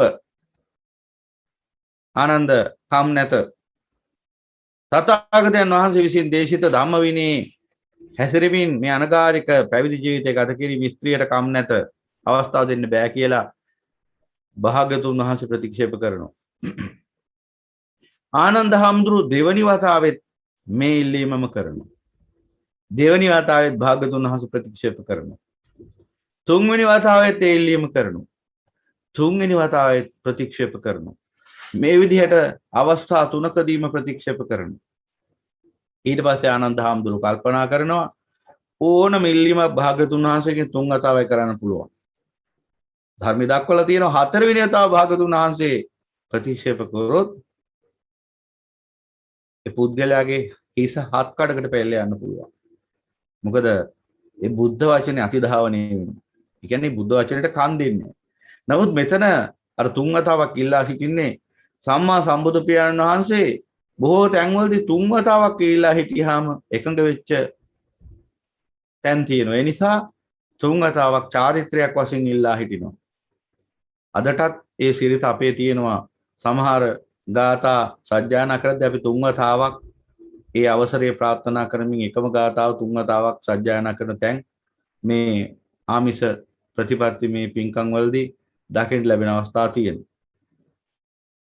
එතකොට ආනන්ද හාමුදුරුවෝ කල්පනා කරනවා දැන් 3 වතාවක් ඉල්ලා හිටියා දැන් උන්වහන්සේ 3 වතාවක් ප්‍රතික්ෂේප කරා. දැන් මොකද කරන්නේ? දැන් ආනන්ද හාමුදුරන්ට මහා කම්පාවක්. ප්‍රජාපති ගෞතමී දෙවියන් වහන්සේ ප්‍රමුඛ ශාක්‍ය කුමාරිකාව 500ක් හිස මුඩු කරගෙන තමන්ම තනියෙන් සිවුරු දරාගෙන යොදුන් 51ක් දුර කතර ගෙවාගෙන කිඹොල්ලත් නුවර ඉඳලා වේශාලියට ඇවිල්ලා ඉන්නවා. දැන් වුණ්ඩ මොකද්ද කියන්නේ? පැවිද්ද ලබා දෙන්න බැහැ කියලාද කියන්නේ? එහෙම කිව්වොත් උන් හඬා වැටෙනවා. ශෝකයෙන් පරිපීඩිත වෙනවා. ඒ නිසා කල්පනා කරා මොකද්ද කරන්න පුළුවන් දේ? ආනන්ද හාමුදුරුවෝ කල්පනා කරා න භගවා අනුජානාති මාතුගම්මස්ස තථාගතප්ප වේදිතේ ධම්ම විනය අගාරස්ම අනගාරියම් පබ්බජ්ජං යන්නෝ නාහං අඤ්ඤේනපි පරියායේන භගවන්තං යාචයං මාතුගම්මස්ස තථාගතප්ප වේදිතේ ධම්ම විනය අගාරස්ම අනගාරියම් පබ්බජ්ජಂತಿ කියලා. උන්වහන්සේ කල්පනා කරා දැන් භාගතුන් වහන්සේ මේ ඉල්ලපු ඉල්ලීමට කන් දෙන්නේ නැහැ. නැත්නම් උන්වහන්සේක පිළිගන්නේ නැහැ. එහෙනම් දැන් මොකද කරන්න තියෙන්නේ? දැන් තියෙන්නේ වෙන ක්‍රමයකට අවසර ඉල්ලන එක. මොකද ආනන්ද හාමුදුරුවෝ කියන්නේ මහා ප්‍රඥ උත්තමේ. සාමාන්‍ය ප්‍රඥෙක් එහෙම නෙමෙයි අසාමාන්‍ය ප්‍රඥෙක් උන්වහන්සේ. නැත්නම් සම්මා සම්බුදු පියාණන් වහන්සේගේ ධර්ම භාණ්ඩාගාරික වෙන්න බෑ. ඒ වගේම උපස්ථායක තනතුරු දරන්නත් බෑ. එහෙමනම් උන්වහන්සේත් මහා ප්‍රඥ උත්තමේ. උන්වහන්සේ කල්පනා කරා එහෙනම් වෙන ක්‍රමයකට අවසර ඉල්ලලා බලන්න ඕන. ඊට පස්සේ උන්වහන්සේ වෙන විදිහකට මේ ප්‍රශ්නෙම බුදු පියාණන් වහන්සේගෙන් අහනවා. වෙන ක්‍රමයකට වෙන පරියායකින් බබ්බෝ නූකෝ භන්තේ මාතුගාමෝ තථාගතප්ප වේදිතේ ධම්ම විනය අගාරස්මා අනගාරියම් පබ්බජ්ජිත්වා සෝතාපට්ටි පලංවා සකදාගාමි පලංවා අනාගාමි පලංවා අරිහත් පලංවා සච්චිකා තුන්තේ අනාදි වශයෙන් භාගතුන් වහන්සේ මේ ශාසනයේ ඉස්වියටත් භාගතුන් වහන්සේ වදාළ මේ ධර්ම විනය හැසිරෙමින් සෝවාන් සකදාගාමි අනාගාමි අරිහත් ඵල ප්‍රත්‍යක්ෂ කළ නොහැකිද? එහෙම කරන්න පුළුවන්ද බැරිද කියලා ඇහුවා. බුදු පියාණන් වහන්සේ උත්තරයක් දෙනවා දේශනා කරනවා භබ්බෝ ආනන්ද මාතුගාමෝ තථාගතප්ප වේදිතේ ධම්ම විනය අගාරස්ම අනගාරියං පබ්බජ්ජිත්වා සෝතාපට්ටි පලම්පි සකදාගාමි පලම්පි අනාගාමි පලම්පි අරිහන්ත පලම්පි සච්චිකා තුන්ති අනාදි වශයෙන්. එය කළ හැක්කක් ආනන්ද කරන්න පුළුවන් ඒක. මේ උතුම් වූ ධර්ම විනය හැසිරෙමින් භාග්‍යවතුන් වහන්සේ විසින් දේශිත මේ උතුම් ධර්ම විනය හැසිරෙමින් ස්ත්‍රියටත් සෝතාපට්ටි එහෙම නැත්නම් සෝවාන් ඵලය, සකදාගාමි ඵලය, අනාගාමි ඵලය, අරිහත් ඵලය සාක්ෂාත් කළ හැකි කියලා සම්මා සම්බුදු පියාණන් වහන්සේ පිළිතුරු දෙනවා. දුන්නහම මෙන්න ආනන්ද හාමුදුරුවෝ ඒ පිළිතුරම මුල් කරගෙන සචේ භන්තේ භබ්බෝ මාතුගාමෝ තථාගතප්ප වේදිතේ ධම්ම විනය අගාරස්මනගාරියම් පබ්බජ්ජිත්වා සෝතාපට්ටි පලම්පි සකදාගාමි පලම්පි අනාගාමි පලම්පි අරිහන්ත පලම්පි සච්චිකාතුම් බහුකාරා භාන්තේ මහා ප්‍රජාපති ගෞතමී භගවතෝ මාතුච්චා අපාදිකා පෝසිකා කීරසදායිකා භගවන්තං ජනිත්‍යා කාලං කතාය තඤ්ඤං පායේසි සාදු භන්තේ ලබ්බෙහිය මාතුගාමෝ තථාගතප්ප වේදිතේ ධම්ම විනය අගාරස්ම අනගාරියම් පබ්බජ්ජಂತಿ යනාදි වශයෙන් ස්වාමිනී භාගතුන් වහන්සේ ස්ත්‍රීන්ටත් ඔබ වහන්සේ දේශිත ධර්ම විනය හැසිරීමෙන් අනගාരിക පැවිද්දට පත් වෙමින් සෝතාපට්ටි ඵලය, සකදාගාමී ඵලය, අනාගාමී ඵලය, අරිහත් ඵලය සාක්ෂාත් කළ හැකි නම් ඔබ වහන්සේට බොහෝ උපකාර වූ ඔබ වහන්සේගේ සහෝදරි මවගේ සහෝදරිය වූ පුංචි අම්මා වෙච්ච, ඒ වගේම ඔබ වහන්සේව කුඩා කාලයේදී පෝෂණය කළ කිරිමව වෙච්ච මෞතුමිය කාලක්‍රියා කරපු තැන ඉඳලා තියෙන භගවන්තං ජනිත්‍යා කාලං කතාය තඤ්ඤං පායේසි, මෞතුමිය කාලක්‍රියා කරපු මොහොතේ සිට ඔබ වහන්සේව පෝෂණය කරපු ඒ ආදරණීය ප්‍රජාපති ගෝතමී තෙරණින් වහන්සේ ප්‍රමුඛ ස්ත්‍රී රත්නයට උතුම් පැවිද්ද පිණිස, අනගාരിക පැවිද්ද පිණිස මේ ධර්ම විනී පැවිද්දන් වශයෙන් නැත්නම් මෙහෙණින් වහන්සේලා වශයෙන් හැසිරෙන්නට, බඹසර හැසිරෙන්නට අවසර දෙනසේක්වා කිය. තවදුරටත් භාග්‍යවතුන් වහන්සේ ප්‍රතික්ෂේප කරන්න බැරි වුණා. දැන් මෙතනදී ඔබට ප්‍රශ්නයක් එන්න පුළුවන්. ඇයි බුදුරජාණන් වහන්සේ තුන් වතාවක් නෙමෙයි 6 වතාවක්ම ප්‍රතික්ෂේප කළේ? තුන් වතාවක් නෙමෙයි 6 වතාවක්. එදා ප්‍රජාපති ගෞතමී තෙරණින් දේවින් වහන්සේ ඉල්ලපු අවස්ථා තුනමත් ප්‍රතික්ෂේප කරා. දේවනාථය ආනන්ද හාමුදුරුවෝ ඉල්ලපු අවස්ථා තුනත් ප්‍රතික්ෂේප කරා. 7 වෙනි වතාවේ තමයි අවසර දුන්නේ. දැන් එතකොට ඒ පින්වත් බුද්ධ ශ්‍රාවිකාව පැවිද්ද පිණිස සසරේ පාරමිතා පුරලා නැද්ද? නෑ, පුරලා හිටියේ. කොටින්ම අපගේ සම්මා සම්බුදු පියාණන් වහන්සේගේ දෙපස වැඩවසන සාරිපුත්ත මොග්ගල්ලාන ආදී, එහෙම නැත්නම් අග්‍ර ශ්‍රාවක සහ ဒုတိ ය ශ්‍රාවක කියන තනතුරු වලට උන්වහන්සේලාපත් වුණා වගේ සාරිපුත්තයන් වහන්සේ, මොග්ගල්ලාණන් වහන්සේ යන අපගේ අසිරිමත් වූ බුදු පියාණන් වහන්සේගේ දෑග සව්වන්, එහෙම නැත්නම් ප්‍රධාන ශ්‍රාවකයන් වහන්සේලා වශයෙන් උන්වහන්සේලා දෙදෙනාගේ උත්තරීතර තත්වයන්ටපත් වුණා වගේ, තනතුරු වලටපත් වුණා වගේ සම්මා සම්බුදු පියාණන් වහන්සේගේ දෙපසින් වැඩවසන්නට ප්‍රඥාවෙන් කෙලපැමිණි අග්‍ර භික්ෂුණිය වශයෙන්, එහෙම නැත්නම් ප්‍රඥාවෙන් අග්‍ර වෙච්ච මහරහත් තෙරණින් වහන්සේ වශයෙන් සහ 이르දීන් කෙලපැමිණෙන අග්‍රස්ථානයටපත් වෙන මහරහත් මෙහෙණින් වහන්සේ වශයෙන්, මහරහත් තෙරණින් වහන්සේ වශයෙන් වැඩවසන්නට කේමා උප්පලවන්නා කියන උතුමාවියන් පාරමිතා පූර්ණේ කරලා හිටියේ. ඒ කියන්නේ ඒකාන්තයෙන්ම මෙහෙණි ශාසන ආරම්භ වෙනට නියමිතව පැවති ගැඹුරු තැනක් මෙතන. හොඳට නුවණින් තෝරගන්න ඕන. විශේෂයෙන් මේකයි මම කිව්වේ මව් පාර්ශවයට කන් දෙන්න කියලා මේ ධර්මයට. මේ දේශනාව හොඳින් අවබෝධ කරගන්නයි අය. එතකොට එසේ පාරමිතා පිරීලා මෙහෙණි ශාසනෙත් අග්‍ර ශ්‍රාවිකාව, ဒုတိ ය ශ්‍රාවිකාව වශයෙන් තනතුරු හිටම් ප්‍රදානය කරන්න නියමිතව තිබෙද්දී සහ තව අනිකුත් විවිධාකාර තනතුරු ප්‍රදානය කරනට නියමිතව තිබෙද්දී ඒ උතුම් පාරමිතාවෙන් පැවිදි වන්නට ස්ත්‍රීන් පිරිසක් විශේෂයෙන්ම නියත පාරමිතාව පූර්ණේ කරගෙන සිටිද්දී සම්මා සම්බුදු පියාණන් වහන්සේ 6 වතාවක් මේ ශාසනය තුල ස්ත්‍රීන්ගේ පැවිද්ද ප්‍රතික්ෂේප කරේයි 7 වෙනි වතාව අවස්ථාව දුන්නේ ඇයි? කොහොම හරි මම ඒ ගැන පැහැදිලි කරන්නම්. ඊට පස්සේ මොකද වෙන්නේ? බුදු පියාණන් වහන්සේ ආනන්ද හාමුදුරුවෝ ඉල්ලපු විදිහට 7 වෙනි වතාවේදී ඒ කරපු ඉල්ලීමට කන් දීලා 7 වෙනි වතාවේදී භික්ෂුණී ශාසනය, එහෙම නැත්නම් මෙහෙණි ශාසන ආරම්භ කරන්න අවසර දෙමින් උන්වහන්සේ පනවනවා සචේ ආනන්ද මහා ප්‍රජාපති ගෞතමී අට්ඨ ගරු ධම්මේ පටිගන්හාති සාවස්සා හෝතු උපසම්පදා. ඒ කියන්නේ ආනන්ද මෙන්න මේ පනවන අෂ්ට ගරු ධර්ම මනමින් පිළිපදින බවට පොරොන්දු වන්නේ නම් මේ අෂ්ට ගරු ධර්ම ජීවිතය අවසානයේ තෙක් පිළිපදින බව පොරොන්දු වන්නේ නම්, ප්‍රතිඥා දෙන්නේ නම්, ඒ අෂ්ට ගරු ධර්ම ඉක්මවා නොයන්නේ නම් ඒ අෂ්ට ගරු ධර්ම මත, එහෙම නැත්නම් ප්‍රධාන ශික්ෂා 8ක් මත පිහිටාගෙන මම මේ මෙහෙණි ශාසනයට අවසර දෙනවා කිය. ඊට පස්සේ ආනන්ද හාමුදුරුවෝ මේ අෂ්ට ගරු ධර්ම, එහෙම නැත්නම් ඒ ගරු ධර්ම 8 ගැන ප්‍රජාපති ගෞතමී දෙවියන් වහන්සේව දැනුවත් කරලා, ඒ වෙනකොට උන්වහන්සේ තෙරණින් වහන්සේ නමක් වශයෙන් Taman විසින්ම පැවිදිලා හිටියේ. ඉතින් එතුමාවිය සහ සියලුම ශාක්‍ය කුමාරිකාවන්ව දැනුවත් කරලා කියනවා ඔබ මේ අෂ්ට ගරු ධර්මයට ගරු කරන්නේ නම් මේ අෂ්ට ගරු ධර්ම ඉක්මවා නොයන්නේ නම් ඔබට මේ උතුම් ශාසනය පැවිදි හිමි වෙනවා කියලා. ඊට පස්සේ අෂ්ට ගරු ධර්ම ආනන්ද හාමුදුරුවෝ විස්තර කරනවා.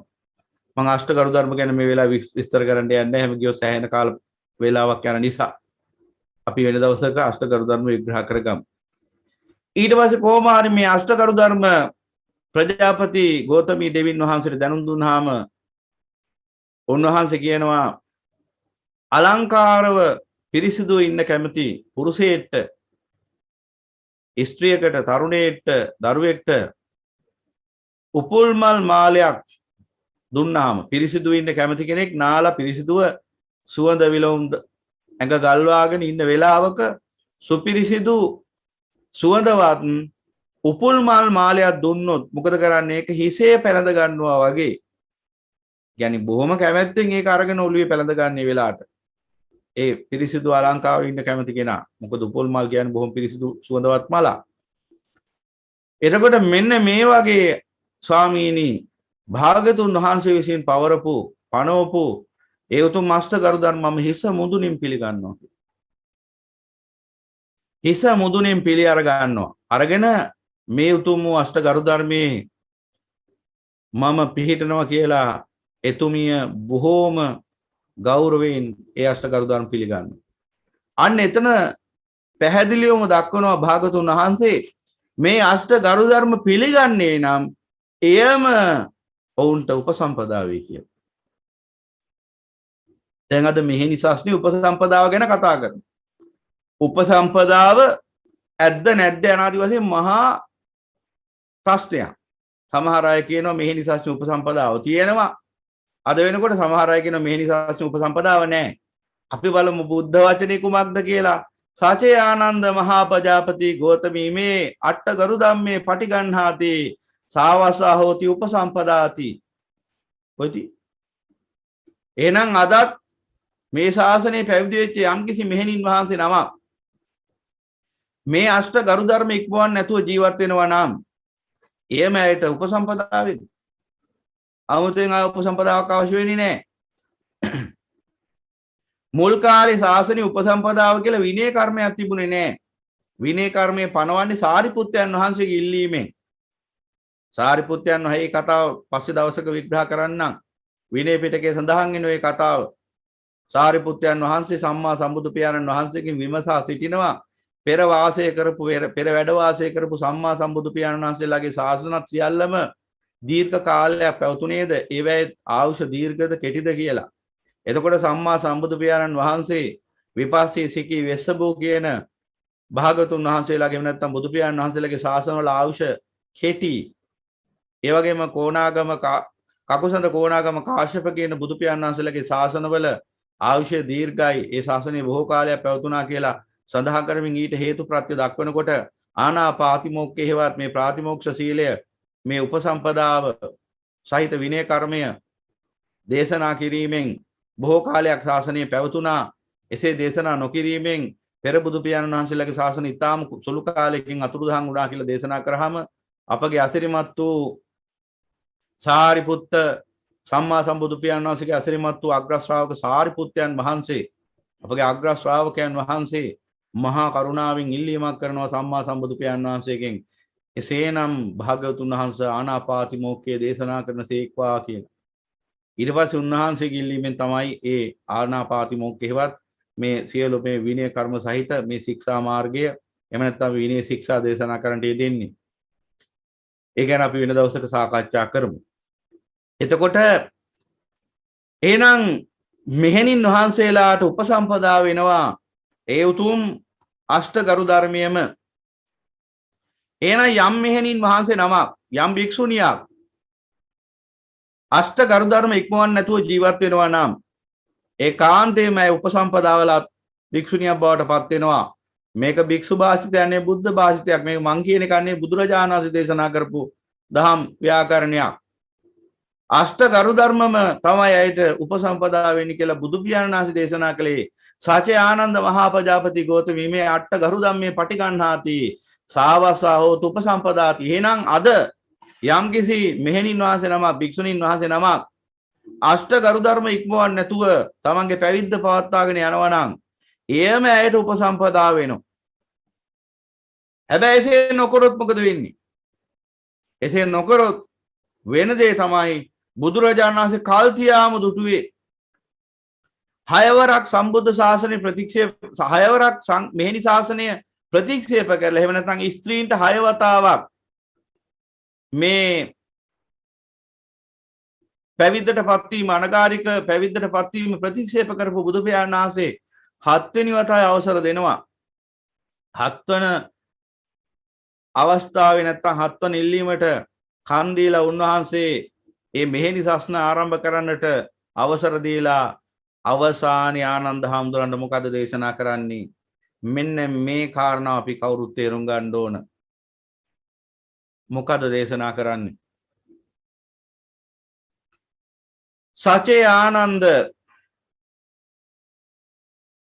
ආනන්ද නාලබිස්ස මාතුගාමෝ තථාගතප්ප වේදිතේ ධම්ම විනය අගාරස්ම අනගාරියම් පබ්බජ්ජං චිරට්ටිතිකං ආනන්ද බ්‍රහ්මචරියං අභවිස්ස වස්ස සහස්ස මේව සද්ධම්මෝ තිට්ඨේය යතෝචකෝ ආනන්ද මාතුගාමෝ තථාගතප්ප වේදිතේ ධම්ම විනය අගාරස්ම අනගාරියම් පබ්බජිතෝ නදානි ආනන්ද බ්‍රහ්මචරියං චිරට්ටිතිකං භවසති පංචේ දේව පංචේව දානි ආනන්ද වස්ස සතානි සද්ධම්මෝ ඨස්සති යනාදි වශයෙන්.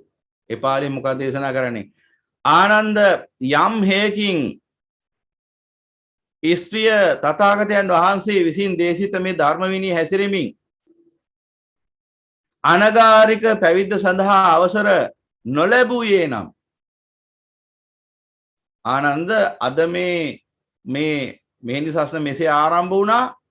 හැබැයි ආනන්ද යම් හේකින් ස්ත්‍රිය මෙසේ ධර්ම විනය හැසිරෙන්නට, ඒ කියන්නේ අනගාരിക පැවිද්ද තුල ධර්මයේ හැසිරෙන්නට පැවිදි වෙලා භික්ෂුණීන් වහන්සේලා වශයෙන් ස්ත්‍රිය මේ ශාසනයේ හැසිරීම නොලැබුවේ නම්, පැවිද්ද සඳහා අවසර නොලැබුවේ නම් ආනන්ද මේ ධර්මය දහසක් වර්ෂයක් පවතිනවා.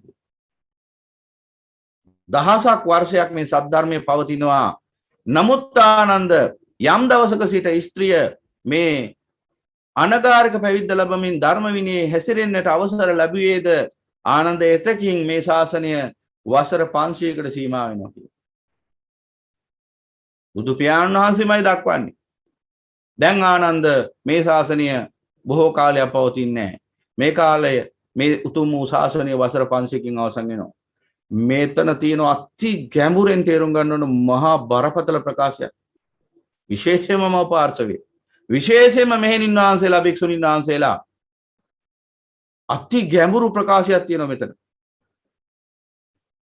ඒ ප්‍රකාශය විග්‍රහ කරන්න ගියොත් සෑහෙන කාලයක් යනවා. ඒ තරම් ගැඹුරු අර්ථයක් මෙතන සැඟවෙලා තියෙනවා. ඔබ කල්පනා කරන්න සකල ලෝක සත්‍යයක් කෙරෙහි අපරිමිත අනන්ත මහා කරුණාවෙන් තමයි මහා බෝසතාණන් වහන්සේ සාර අසංකල්ප ලක්ෂයක් තිස්සේ පාරමිතා පිළිවෙල.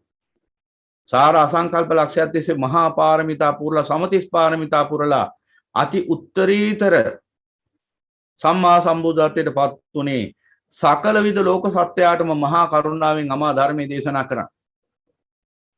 එසේ ඒ මහා ගාම්භීර උත්තරීතර නිර්මල ශ්‍රී සද්ධර්මයේ දේශනා කරමින් සම්බුද්ධ ශාසනය පිහිටුවමින් සියලු ලෝ සතුන් කෙරෙහි මහා කරුණාවෙන් මේ ධර්මය දහසක් වර්ෂයක් පවතිවා කියලා උන්වහන්සේ අදිෂ්ඨාන කරනවා. එතකොට එසේ අදිෂ්ඨානයෙන් පිහිටවන ශාසනයෙන් ආවශ්‍ය අඩකින් අඩක් අඩු වෙලා යනවා. ස්ත්‍රීන්ට පැවිද්ද සඳහා අවස්ථාව ලබා දුන්නාම භාගතුන් වහන්සේගේ මහා අභිඥා බලෙන් ඕනෑම දෙයක් වළක්වන්න පුළුවන්. අවශ්‍ය නම් උන්වහන්සේට ස්ත්‍රීන් සඳහා පැවිද්ද ලබා නොදී ඒ උතුම් වූ මාර්ගඵල ලබන්නට නියමිතව හිටපු නියත විවරණ තිබිච්ච ඒ ස්ත්‍රී පාර්ශවයටත් අගාരിക එහෙම නැත්නම් ගෘහස්ත ජීවිතයක් ගත කරමින් මනුෂ්‍යෝත්තර ශ්‍රවණයෙන් නිවන් දකින්නට පාර කපලා දෙන්නට තිබුණා. ඒ කියන්නේ ඒ පාරමිතා පුරුපයාගේ පාරමිතා අපතේ යන්නේ පැවිදි නොවුනත් ඒ අයට ගෘහ ජීවිතයේ ඉඳගෙනම හරි ඒ මගඵල පූර්ණේ කිරීමේ යම්කිසි ක්‍රමවේදයක් උන්වහන්සේ නම් අසමසම මහා ප්‍රඥාවෙන් දේශනා කරනවා. ඒ අපට ගෝචර නැහැ. සර්වඥ ගෝචරයි ධම.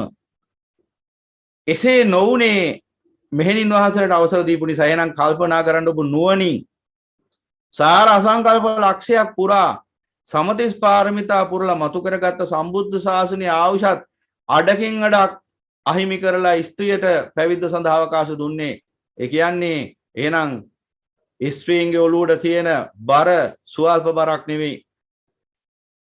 ඒ කියන්නේ මෙහෙණින් වහන්සේලා භික්ෂුණීන් වහන්සේලා විශේෂයෙන් මෙහෙනම් මෙන්න මේ කාරණා හිතට ගන්න ඕන. ඔබට ඒ උතුම් පැවිද්ද සඳහා අසිරිමත් වූ භාගතුන් වහන්සේ මේ අවස්ථාව ලබා දෙන්නේ ශාසනීය අවශ්‍ය බව අඩකින් අඩක් අඩු කරලා.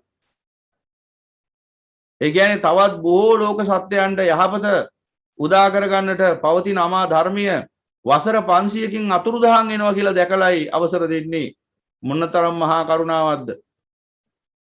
ඒ වගේම තමයි ඒ කාන්තාවන් කෙරෙහි ඇති කරගත් කරුණාව බලන්න ස්ත්‍රී පාර්ශවයේ කෙරෙහි ඇති වෙච්ච කරුණාව.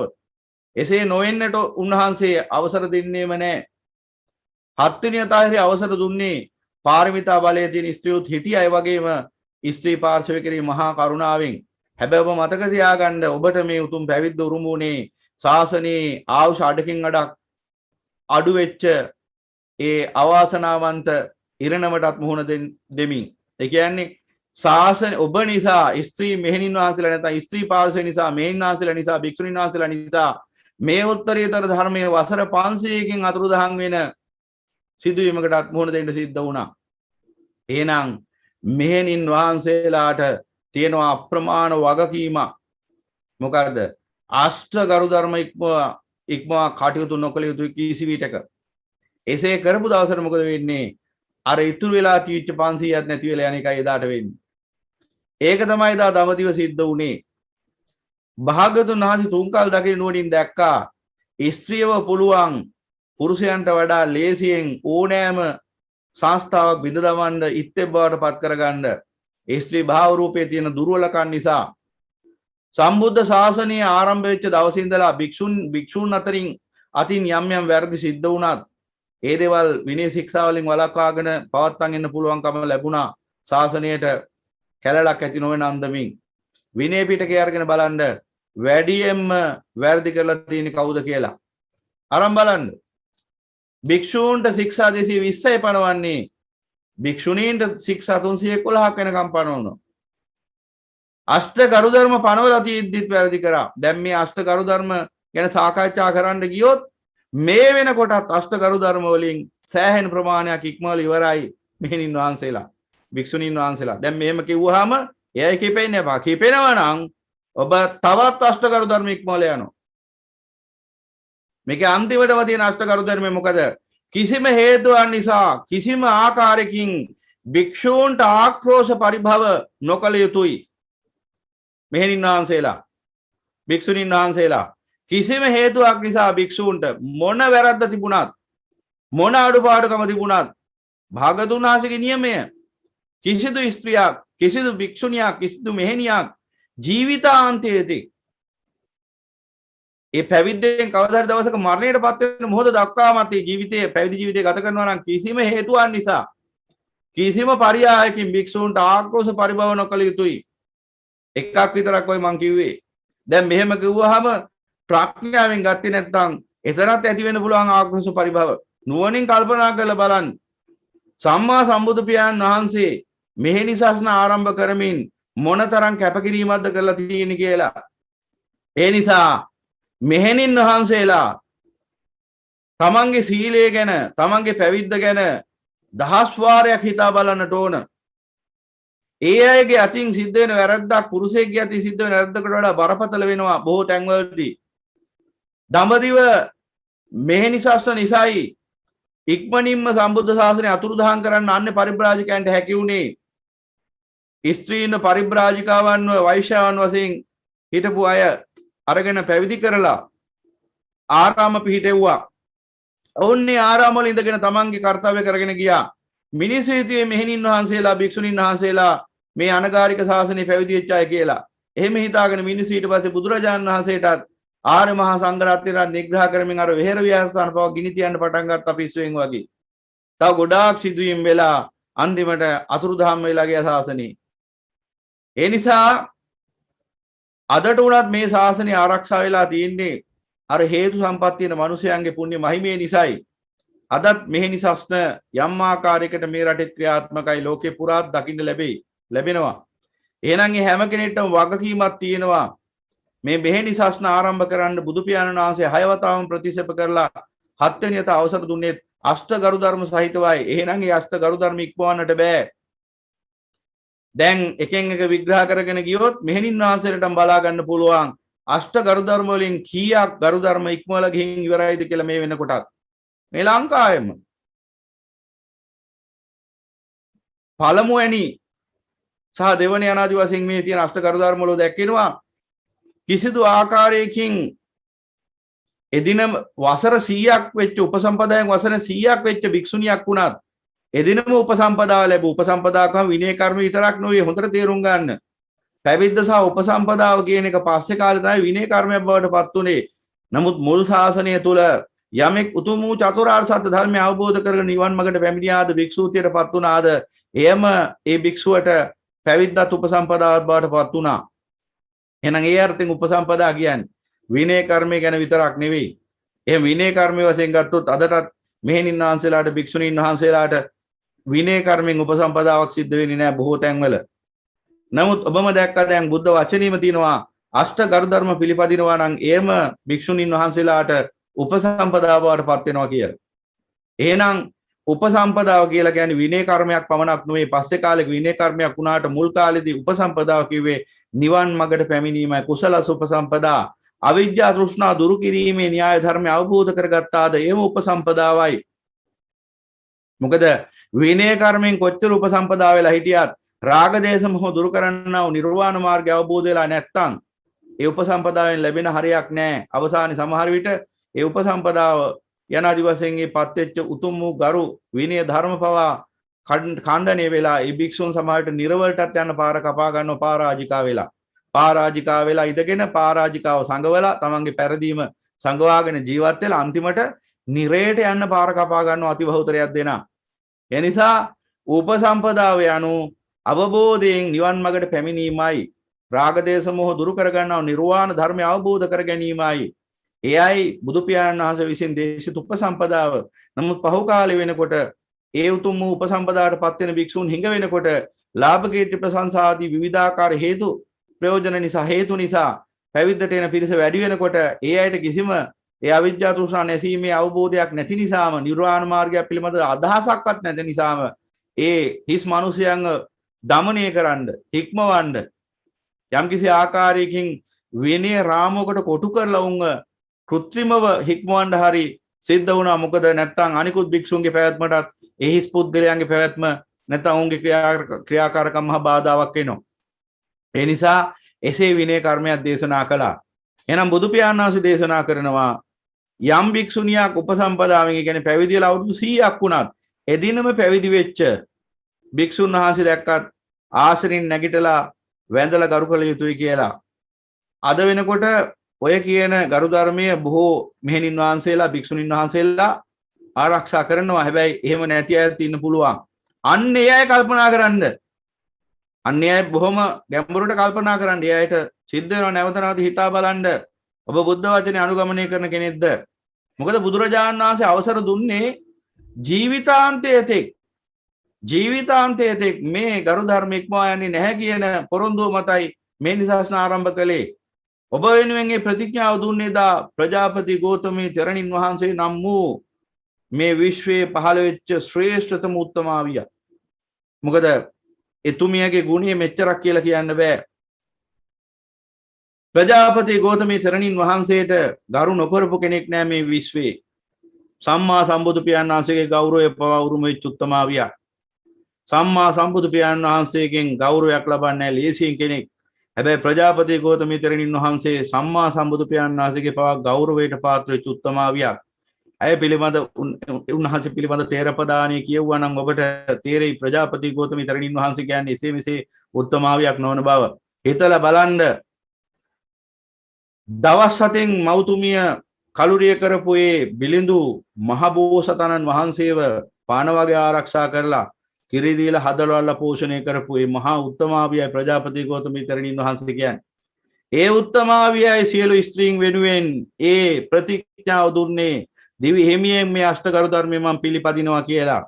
එහෙනම් යම් ස්ත්‍රියක් පැවිද්දටපත් වෙලා හිසමුදු කරගෙන සිවුරක් දරාගෙන ඒ අෂ්ටකරු ධර්ම ඉක්මවල කටයුතු කරොත් ඔබ ඒ අසිරිමත් වූ සම්මා සම්බුදු පියාණන් වහන්සේගේ බුද්ධ වචනයටත් උඩින් ගිය ඒ උත්තමාවිය එහෙම නැත්නම් ඒ ප්‍රජාපති ගෞතමී තෙරණින් වහන්සේ නම් වූ මේ විශිෂ්ට උත්තමාවියගේ මේ විශ්වයේ පහළ වෙච්ච මහා ගෞරවාන්විත මෞතුමියගේ නාමයක් කෙලසපු කෙනෙක් බවට පත් වෙනවා. එහෙම කෙනෙක්ට සංසාරේ කවදාවත් සැපයක් ප්‍රාර්ථනා කරන්න බෑ. ලැබෙන්නේ නැහැ. මොකද ඒ තරම් පාරිශුද්ධ නාමයන් කෙලසපු කෙනෙක්ට කවදාවත් මේ සංසාරේ සැපයක් උදා වෙන්නේ නැත. ඒ අය මෙලොවත් පිරිහිලා යනවා බිඳුවටම. පරලෝව ගැන කුමක් කියනවා? මෙලොවදීම පිරිහෙන පුද්ගලයා ගැන පරලෝව මොනවා කියන්නද? පරලෝව ඊටත් වඩා මහා ප්‍රපාතයකට ඇද වැටෙන්නේ. ඒ නිසා අද දවසේදී මේ නිසස්න ආරම්භුණා කිය අපි පුරසාරම් කතා කර කර ඉන්නේ නැතුව අපි තේරුම් ගන්න ඕන මේ මෙහි නිසස්න ආරම්භුනේ කෙබඳු අවකාශයක් මැද්දේද මෙහි නිසස්න ආරම්භ වෙන්න සම්මා සම්බුදු පියාණන් මේ මෙහි නිසස්න ආරම්භ කරන්න සම්මා සම්බුදු පියාණන්සේ කෙබඳු කැපකිරීමක්ද කළේ කොයිතරම් ශාසනික වශයෙන් ගත්තොත් කොයිතරම් අලාභයක්ද බලන්න වසර දහසක් පවතින ඕන ධර්මයේ වසර 500කට අඩු වෙනවා මෙතන 500යි 1000යි කියලා කියන සංඛ්‍යාත්මකව නෙමෙයි හොඳට තේරුම් ගන්න. ඒක දක්වන ආකාරයක් ඒක. වසර දහසක් වේ බොහෝ කාලයක් පවතිනවා කියන එක. බොහෝ කාලයක් පවතින ඕන ශාසනය 500කට අඩු වුණා කිව්වේ හරියටම ගණන් කළා 499 500 කියන එක නෙමෙයි. අඩකින් අඩක් අඩු වුණා කියන එක. එහෙනම් ශාසනික ආයුෂ අඩකින් අඩක් අඩු කරලා මෙහෙණින් වහන්සේලාට එහෙම නැත්නම් කාන්තාවන්ට මේ උත්තරීතර අනගාരിക පැවිද්ද ලබා දෙන්න සම්මා සම්බුදු පියාණන් වහන්සේ කටයුතු කළේ ස්ත්‍රීන් කෙරෙහි පැවතිච්ච මහා කරුණාව නිසායි. එහෙනම් මේ මහා කරුණාවට දිවි හිමියෙන් ගරු කරන්න මෙහෙණින් වහන්සේලා භික්ෂුණීන් වහන්සේලා දිවි හිමියෙන් ගරු කරන්න. ඒ සම්මා සම්බුදු පියාණන් වහන්සේගේ මහා කරුණාවට ඒ වගේම තමයි ප්‍රජාපති ගෞතමී තෙරණින් වහන්සේ නම් වූ ඒ මහා උත්තරීතර උදාරතර මෞතුමියනෝ ඒ උතුම් වූ මේ අපගේ මෙහෙණිසස්නේ ආදි කර්තෘතුමිය ඒ උත්තමාවියගේ උතුම් වූ නාමයට කරු කරන්න උන්වහන්සේගේ වචනේ ආරක්ෂා කරන්න එදාට ඔබත් මේ මිහිතලේ මහා ප්‍රජාපති ගෞතමී තෙරණින් වහන්සේ නම බවට පත් වෙනවා. ඒ උතුම් වූ අද දවසේ එහෙමනම් වැඩියෙන් වැදගත් වෙන්නේ මෙහෙණින් වහන්සේලාටයි. එහෙම නැත්නම් අපි කියමු භික්ෂුණීන් වහන්සේලාටයි. උන්වහන්සේලායි වැඩිපුරම අදිෂ්ඨාන කරගන්න ඕන අද වගේ දවසක තමන්ට මේ ලැබිච්ච උතුම් පැවිද්ද කිසිම ආකාරයකින් ඉක්මවා යන්නේ නැතුව නසා ගන්න නැතුව කටයුතු කරනවා කියන අදිෂ්ඨානය ඇති කරගන්න. ඒ අය ඒ දේ නොකරොත් දැන් මේ කියන මේ ධර්මය බුදුරජාණන් වහන්සේ පෙන්වා දීපු ධර්මයක් මිසක් මේ භික්ෂුන්ගේ ධර්මයක් නෙවෙයි. ඒ නිසා මේ බුද්ධ වචනයට ඔබ කන් දෙන්නේ නැත්නම් මේ බුද්ධ වචන ඉක්මවලා කටයුතු කරන කෙනෙක් නම් එහෙනම් ඒ කාන්තේන්ම ඔබ සැපයක් බලාපොරොත්තු වෙන්න එපා මේ සංසාරේ. පැවිද්ද තුලවත් මේ ජීවිතේදීවත් මතු ජීවිතයකවත් මොකද ඔබට තේරෙන්නේ නැති මහා ගැඹුරක් මේ සිදුවීමකට හැංගිලා තියෙනවා. ඒ කියන්නේ ඔබට මේ අවස්ථාව දෙන්නේ මහා කැපකිරීමක් කරලා. ඒ කියන්නේ තවත් 100ක් කෝටියක් මිනිසයන්ට ධර්මාබෝධයට තිබිච්ච ඉඩකඩ ඇහිරිලා අහුරලා දාලයි මෙහෙණිසස්නට අවසර දෙන්නේ. දහසක් පවතින ඕන ධර්මීය ශාසනය 500කින් අඩු වුණා අතුරුදහන් වුණා කියලා කියන්නේම තවත් විශාල පිරිසකට නිවන් දකින්න තිබිච්ච අවස්ථාවක් නැති වුණා කියන එක. එහෙනම් තව විශාල පිරිසකට නිවන් දකින්න තියෙන අවස්ථාවක් අහුරලා තමයි ඔබට අවස්ථාව ලබා දෙන්නේ. එහෙනම් ඔබ කොයිතරම් පාරිශුද්ධ කොයිතරම් උතුම් වූ ජීවිතයක් ගත කරන්න ඕනද මෙහෙණින් වහන්සේලා භික්ෂුණීන් වහන්සේලා. කිසිම ආකාරයකින් වැරදක් කරන්නට කිසිම ආකාරයකින් බුද්ධ වචන ඉක්මවා නොයන්නට කිසිම ආකාරයකින් අෂ්ටකරු ධර්ම ඉක්මවා නොවන තැනට උන් කටයුතු කරන්නට ඕන. එසේ කරන්නට බැරි නම් නිකන් හිස මුඩු කරගෙන සිවුරක් දරාගෙන ඉන්න පමණින්ම භික්ෂුණියක් වෙන්නේ නැහැ. අෂ්ටකරු ධර්ම ඉක්මවා ගිය තැනක මෙහෙණියක් තව දුරටත් දකින්න බෑ, භික්ෂුණියක් දකින්න බෑ. ඒ නිසා මොකද ඒ කාරණා විශේෂයෙන්ම සඳහන් කරන්නට යෙදුනේ අපි විවෘතව සාකච්ඡා කරමු. හැමදාම අපි කරේ වැරද්ද සංගවලා වැරදි නැහැ වගේ ඉන්න එක. හැමදාම කරේ ඒක. හැමදාම කරේ සමාජයේ තියෙන වැරදිත් අපි නොදක්කාසේ හිටියා. කොහේ හරි වැරද්දක් තියෙනවා මේ අස්පනා අපිට පේනවා. පුද්ගලිකව කතා කරනවා. පුද්ගලිකව විවේචනය කරනවා. ප්‍රසිද්ධියට ගියාම අපි බබාලා වගේ ඉන්නවා. අනේ කිසි වැරද්දක් නැහැ හරි ලස්සනයි සාන්තයි ප්‍රණීතයි කියලා. හැබැයි පෞද්ගලිකව කතා කරන්න ගියාම කියනවා කතා කළා වැඩක් නැහැ බල්ලු බත් කන්නේ නැහැ කියලා. හැබැයි ප්‍රසිද්ධියේ ඒක සාකච්ඡා කරන්න ගියාම අපි ඉන්නේ නිකන් ගලේ රීපු පහරපු බලල්ලු වගේ. සද්ද නැතුව ඉන්නේ එදාට. ඒක නිසායි මෙහෙම වුනේ. ඒක නිසාමයි මෙහෙම වෙලා තියෙන්නේ. මිනිස්සු වැරද්ද දැක්කට වැරද්ද හැටියට පුද්ගලිකව සාකච්ඡා කරන විවේචනය කරන හැබැයි පොදු මතයේදී පොදු එකකතාවේදී තම තමන්ට වෙන හානිය ගැන හිතලා ඇත්ත කතා කරන්න කිව්වොත් මට මේ ටික නැති වෙයි අර ටික නැති වෙයි අරයත් තරහවි මෙයා තරහවි මෙයා ඉදිරිවාදිකම් කරයි මෙයා සතුරුකම් කරයි බස දෙයි වෙඩි තියයි මරයි කියලා බයට නැත්නම් මොනවා හරි තමන්ට ලැබෙන ලෞකික වරප්‍රසාදයක් හරි වර්ධානයක් හරි අහිමි වෙයි කියලා ඇත්ත කතා කරන්නේ එදාට අනේ හරි සාන්තයි ප්‍රණීතයි රට ශාසනය හරි ලස්සනයි හොඳයි හොඳට යන වැඩේ පුද්ගලිකව කතා කරද්දී කියන්නේ බල්ලොපත් කන්නේ නැහැ කියන මේ සිද්ධ වෙන දේවල් ඇහුවාම ඇත්ත කතාව ඒකයි භික්ෂුවක් වශයෙන් මම මේ විවෘතව සහ අවංකව කියන්නේ මහාන වෙන්න ඕන කියලා ඉල්ලා සිටින බොහෝ ස්ත්‍රී එහෙම නැත්නම් කාන්තා පාර්ශවයේ බොහෝ දෙනාගේ එහෙම ඉල්ලීම් තියෙනවා අනේ හාමුදුරනේ අපිටත් මහාන වෙන්න ඕන අපටත් මහාන වෙන්න ඕන කියලා කියන උපාසකම්මලා තරුණ ඊළඟට වැඩිහිටි උපාසකම්මලා බොහෝ මුණ ගැහිලා තියෙනවා මේ කාල පරාසය තුළ. හැබැයි ඒ අය ඒ එක්කම කියන කතාවක් තියෙනවා. මෙන්න මේක තමයි ඇත්ත. මේ ඇත්ත හංගවන්න බෑ අපට. අපි එහෙමනම් නිවන් දකින්නව නෙමෙයි අඩුමතරේ සුගතියකටවත් යන්න જાති අඥානය වෙනවා මේ ලෝකේ. ඇත්ත ඇති හැටියට පිළිගන්න බැරිකමම තමයි විනාශයට හේතුව. ඒ උපාසකම්මලා බොහෝ විට කියන කාරණාවක් තමයි එක උපාසකම්ම කෙනෙක් මට මතකයි කියනවා කිව්වා මහාන වෙන්න ආසයි ආන්දරනේ මහාන වෙන්න කැමති එක හිතින්ම ඒ උතුම් පැවිද්ද මම ප්‍රාර්ථනා කරනවා හැබැයි කියලා නිහඬ වුණා මං ඇහුවා ඇයි ඒ හැබැයි කියන්නේ කියලා නෑ මම ගොඩක් මෙහිණි ආරාම වලට ඇවිදලා බැලුවා ඒ බලද්දි බොහෝ මෙහිණි ආරාම වල වැඩසටහන් යන ආකාරය එහෙම නැත්නම් ඒ අය හැසිරෙන ආකාරය දිහා බැලුවාම මහා කලකිරීමක් ඇති වුණා ඊට වඩා හොඳයි ගිහි ජීවිතේ ඉන්නවා කියලා හිතුණා කියලා කිව්වා. එක්කෙනෙක් නෙමෙයි මේ කතාව කිව්වේ. බොහෝ දෙනෙක් කිව්වේ. මේ බවට මෙහෙණින් වහන්සේලාම සාක්ෂි දරයි අවස්ථන. ඇයි මෙහෙම වෙන්නේ? පැවිදි ජීවිතයයි ගිහි ජීවිතය අතර වෙනස තේරුම් ගත්තේ නැහැ තාම. පැවිදි වෙලත් ගිහි ජීවිතයක් නම් ගත කරන්නේ. ඒ කියන්නේ ගිහි ජීවිතයේ තිබිච්ච අර කුඩු කේඩුකම් කෙස්වලු පටලවා ගැනීම ගහමරා ගැනීම ඕපදූප අර තිවිච්ච ලාමක නීච ස්ත්‍රී ගති පැවිද්ද තුලත් ඒ විදිහටම බලපවත්වනවා නම් කොයින්ද එතන පැවිද්දා අර ස්ත්‍රී කියන භාව රූපයට උරුම ගති ලක්ෂණ ටිකක් තියෙනවානේ ඒ ටික මෙහෙණින් වහන්සේ කෙනෙක් තුල දකින්න බෑ එහෙම පේනවා නම් ඒ මෙහෙණින් වහන්සේ කෙනෙක් නෙවෙයි හොඳට තේරුම් ගන්න මොකද මෙතන ඉන්න පුළුවන් අනාගතේ පැවිදි වෙන්න බලාපොරොත්තු වෙන පින්වත් ශ්‍රාවිකාවෝ ඒ සියලුම දෙනා මෙන්න මේ කතාවට හොඳින් කන් දෙන්න ඕන යම් ආකාරයකින් අර ගිහි ජීවිතවල ස්ත්‍රීන් තුල පවතින අඩුපාඩුකම් ඒ දුර්වලකම් මෙහෙණින් වහන්සේලා තුලත් විද්‍යමාන වෙනවා නම් එදාට ඔබ අෂ්ට ගරු ධර්ම ඉක්මවල ගිය කෙනෙක් බව මතක තියාගන්න එදාට ඔබ බුද්ධ වචනයත් ඉක්මවලා අර උතුම් ප්‍රජාපති ගෞතමී තෙරණින් වහන්සේගේ ප්‍රතිඥාවත් ඉක්මවලා කටයුතු කරන කෙනෙක් ඒ නිසාම ඔබේ හැසිරීමම තව අනාගතේ පැවිදි වෙන්න ඉන්න බොහෝ ස්ත්‍රීන්ට බාධාවක් බවට පත් වෙනවා. මේක තමයි ඇත්ත. මේ සියලුම දෙනාට මේ චෝදනාව අදාළ වෙන්නේ නැහැ. සියලුම දෙනාට අදාළ නැහැ. ඊටාම ගෞරවාන්විත මෙහෙණි ජීවිතයක් ගත කරන භික්ෂුණී ජීවිතයක් ගත කරන්නා උත්තමාවියොත් ඉන්නවා. එසේ නැහැ කියනව නෙවෙයි. එහෙම පිරිසකුත් ඉන්නවා. හැබැයි බොහොම අතලොස්සයි.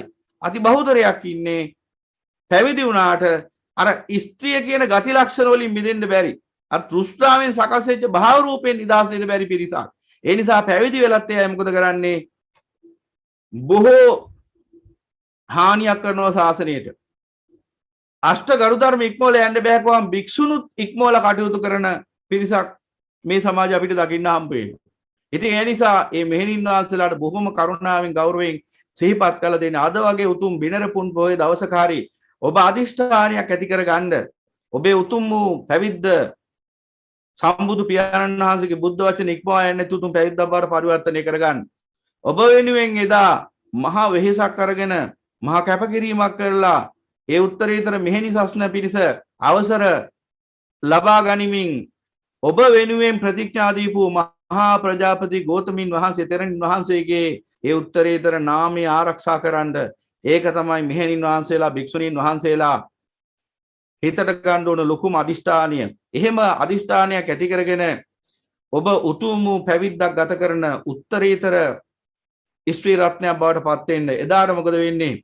ඔබ තුල පවතින මේ ක්ලේශ ධර්ම දුරු වෙලා ගිහිල්ලා ඔබ උතුම් බුද්ධ ශ්‍රාවිකාවක් බවට පත් වෙනවා. ඔබටත් සෝවාන් සකදාගාමි අනාගාමි අරිහත් ආදී උතුම් මාර්ගඵල සාධනය කර ගන්නට අවස්ථාව ලැබෙනවා. ස්ත්‍රී පුරුෂ භාවය අදාළ වෙන්නේ නැහැ ධර්මාබෝධයට. හොඳට මතක තියාගන්න. ස්ත්‍රියක් වුණත් පුරුෂයෙක් වුණත් චතුරාර්ය සත්‍ය ධර්මය අවබෝධ කරගන්නේ බාධාවක් නොවේ. සම්මුතික වශයෙන් අර භාව රූපයක් ගොඩ නැගුණා ශාරීරික වශයෙන් ස්ත්‍රියක් වශයෙන් නිර්මාණය වෙමි. ඒ කර්මානුරූපව ගොඩනැගිච්ච ස්ත්‍රී භවය තවදුරටත් ස්ත්‍රියක් වශයෙන්ම ගත කරනවා නම් කියන්නේ තණ්හාව තුලින් තමයි අර භාව රූපේ සකස් වෙන්නේ තෘෂ්ණාව තුලින්. මෙන්න මේ භාව රූපේ නසා ගන්න ඕන ඔබ. ගිහි වුණත් පැවිදි වුණත් ස්ත්‍රිය කියන භූමිකාව ඉක්මවන්න නම් තණ්හාව ෂේ වෙන්න ඕන. තණ්හාව ෂේ වෙනවා නම් ඒ කියන්නේ අවිජ්ජාවත් නැසෙන්න ඕන. එහෙනම් අවිජ්ජා තෘෂ්ණා නැසෙනකොට තවදුරටත් සම්මුතික වශයෙන් ඔබ ස්ත්‍රියක් වශයෙන් ලෝකයට පෙවුනට පරමාර්ථ ඉදිරියේ එහෙම නැත්නම් පරමාර්ථ ධර්ම ඉදිරියේ ඔබ ස්ත්‍රියක් නොවේ පුරුෂයෙක්. ඒක මිනිසුන්ට පිටින් බලලා තේරෙන එකක් නෙවෙයි වැළුවට පේන එකක් නෙවෙයි. එහෙනම් උපතින් ස්ත්‍රියක් වීම නොවේ වැරද්ද. ස්ත්‍රියක් වශයෙන් ජීවත් වීමයි වරද. එහෙනම් උපතින් ස්ත්‍රියක් වුණත් උතුම් වූ චතුරාර්ය සත්‍ය ධර්මය අවබෝධ කරගෙන ඒ ධර්මය අනුසාරයෙන් අවිජ්ජා තෘෂ්ණා නසන්නේ නම් අර භාව රූපය පුරුෂ භාව රූපයකට පරිවර්තනය වෙනවා. ස්ත්‍රී භාව රූපය. එදාට මොකද වෙන්නේ? ඉතිරි කියන්නේ හිස්තැනක් එහෙම නැත්නම් අඩුවක් තියෙනවා කියන එක. පුරුෂ කියන්නේ පිරුණා කියන එක. එහෙනම් අන්නේ පිරුණ ගති ලක්ෂණයට එනවා. ඒ පිරුණ ගති ලක්ෂණයට එන්නේ කොහොමද? අවිජ්ජාව නැසෙනකොට තෘෂ්ණාව නැසෙනවා. එදාට මේ සියලු රූප වේදනා සංඥා සංකාර විඥාන ගැන පවතින තෘෂ්ණාවෙන් නිදහස් වෙනකොට අර මෙතෙක් ක්‍රියාත්මක වෙච්ච ස්ත්‍රී භාව රූපය දුර වෙලා යනවා. එදයින් පස්සේ ලෝකයට පේන්නේ සම්මුතික වශයෙන් ස්ත්‍රී ශරීරයක් වුණාට ඇතුළාන්තයෙන් පුරුෂයෙක් ජීවත් වෙන බව. මෙන්න මේ මහා පුරුෂ ලක්ෂණය ස්ත්‍රීන් තුල පහළ වෙනවා නම් ඒ සියලුම දෙනා අරිහත් ඵලයෙන් ජීවිතය අවසන් කරන උත්තමාවිය බවට පත් වෙනවා. සම්මුතික වශයෙන් රහත් මෙහෙණින් වහන්සේ අනාදි වශයෙන් තෙරණින් වහන්සේ අනාදි වශයෙන් විවාහාරයක් පැවතියාට එහි ජීවත් වන්නේ උතුම් වූ මහා පුරුෂයෙක්. එහෙනම් සියලු ස්ත්‍රීන්ට අන්න එතෙන්ට ළඟා වෙන්න පුළුවන්කම තියෙනවා. එහෙනම් ඔබ දැනගන්න ඕන කුමක්ද? අසිරිමත් වූ බුද්ධ වචනයට ගරු කරගෙන උත්තරීතර චතුරාර්ය සත්‍ය ධර්මය අවබෝධ කරන් අවිජ්ජා තෘෂ්ණා නසන්නට වැරවැයම් කරන්නේද?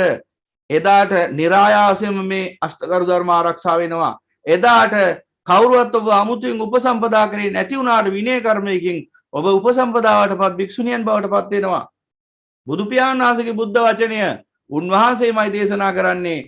යමෙක් මේ ධර්මයේ විනය වර්ධවන්න නැතුව හැසිරෙනවා නම් එදාට ඒ අය උපසම්පදාවටපත් භික්ෂුණීන් කියලා. ඒ කියන්නේ මේ අෂ්ටකරු ධර්ම ඉක්මවන්න නැතුව කටයුතු කරන්න සමත් මෙහෙණින් වහන්සේලා මේ ලෝකේ ඉන්නවා නම් ඒ සියලුම මෙහෙණින් වහන්සේලා උපසම්පදාලාභී භික්ෂුණීන් වහන්සේලා. ඒ නිසා අදිෂ්ඨානයක් ඇති කරගන්න ඕන මේ බිනර පුන් පොහොය දවසේ විශේෂයෙන් මේ මව් පාර්ශවය කාන්තා පාර්ශවය තමන්ට ලැබිච්ච මේ මහත් වරම මේ හිතන්න එපා සුළු කොට මේ தત્ත්වය සලකන්න එපා. ඔබට සම්මා සම්බුදු පියාණන් වහන්සේ මේ ශාසනය අවසර දෙන්නේ පැවිද්ද සඳහා මහා කැපකිරීමක් කරලා අප්‍රමාණ කැපකිරීමක් කරලා අය අපට විස්තර කරන්න බැහැ පින්වතුනි. ඉතල බලන්න සාර අසංකල්ප ලක්ෂයක් තිස්සේ දුක් විඳලා සම්පතිස් පාරමිතා පුරලා මතු කරගත් ශාසනයේ නේද අවශ්‍ය අඩක් අහිමි කළ ඔබට ස්ත්‍රීන්ට පැවිද්ද සඳහා අවසර දෙන්නේ. එහෙනම් පුරුෂයන්ටත් වඩා අපරිමිත වීරයකින් ස්ත්‍රීන් කටයුතු කරන්න ඕන. මොකද ඔබට ලැබිලා තියෙන්නේ මහාර්ග අවස්ථාවක්. එහෙනම් මේ අවස්ථාව කිසිසේත් අපතේ නොයන තැනට කටයුතු සිද්ධ කිරීම සියලුම මෙහෙණින් වහන්සේලාගේ එහෙම නැත්නම් භික්ෂුණීන් වහන්සේලාගේ යුතුයකමක් වෙනවා. බුදු පියාණන් වහන්සේ අන්නේ කාරණාව දේශනා කළ ආනන්ද අද මෙහෙණින් වහන්සේලා එහෙම නැත්නම් භික්ෂුණීන් වහන්සේලා පැවිද්ද සඳහා අවසර නොලැබුවේ නම් ආනන්ද මේ ශාසනයේ වසර දහසක් කල් පවතිනවා මේ සද්ධර්මයේ දහසක් කල් පවතිනවා බලපවත්වනවා නමුත් එසේ අවසර දීපු නිසාමද වසර 500කින් මේ ශාසනයේ අවශ්‍ය කෙටි වෙනවා කියලා උන්වහන්සේ උපමාවක් දේශනා කරනවා සියතාපි ආනන්ද යානි කානිචි බහු ඉත්තිකානි අප්පපුරිසකානි තානි සුප්ප දං සියානි හොಂತಿ චෝරේහි කුම්බත්ත තේනකේහි එවමෙවං කෝ ආනන්ද යස්මින් ධම්මවිනේ ලබති මාතුගාම අගාරස්ම අනගාරියම් පබ්බජ්ජං නන්තං බ්‍රහ්මචරියං චිරත් තිතිකං හෝති යනාදී වශයෙන් ඒ කිව්වේ ඒ ප්‍රකාශයෙන් සඳහන් වෙන්නේ ආනන්දේ යම්කිසි කුලයක ස්ත්‍රීන් සංඛ්‍යාව වැඩි වෙනවද පුරුෂයන් සංඛ්‍යාව අඩු වෙනවද ආනන්ද එදාට ඒ කුලය සොරුන් විසින් මම්පහරන සොරුන් විසින් ඊටාම පහසුවෙන් ආක්‍රමණය කරලා මැඩපවත්වනවා එසේම ආනන්ද මේ ධර්ම විනය තුල ස්ත්‍රීන් ගෙහිගින් නික්මලා අනගාരിക පැවිද්දට පත්වන්නේද ඒ ශාසනයේ ආයුෂ ඒ ආකාරයෙන්ම අඩු වෙලා ඊටාම ඉක්මනින් මේ කෙලෙස් සතුරන් විසින් මේ ශාසනය මැඩපවත්වනවා කියන්නේ යම් කිසි මනුස්ස කුලයක ස්ත්‍රීන් සංඛ්‍යාව වැඩි නම් පුරුෂයන් සංඛ්‍යාව අඩු නම් එදාට හොරුන්ට ඊටාම පහසුවෙන් ඒ මිනිස් කුලය ඒ ජන වර්ගය මැඩපවත්වලා අත්පත් කරගන්න පුළුවන්කම තියෙනවා.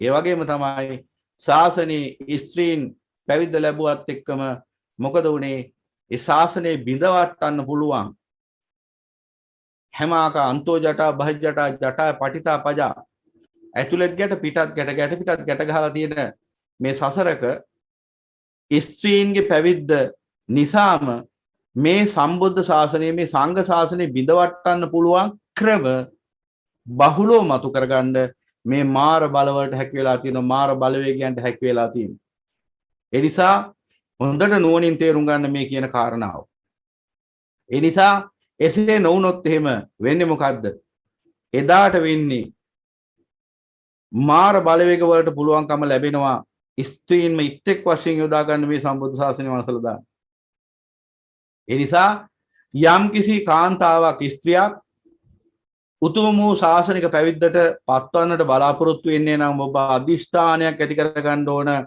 කිසිම කෙනෙක් ඉත්‍යක් නොවි අෂ්ට ගරු ධර්ම ආරක්ෂා කරන උතුම් වූ බුද්ධ ශ්‍රාවිකාවක් වෙනවා ඔබේ ඒ කායන පරමාදර්ශය වෙන්නේ ඒ උත්තරීතර ප්‍රජාපති ගෝතමීතරණින් වහන්සේ කිය.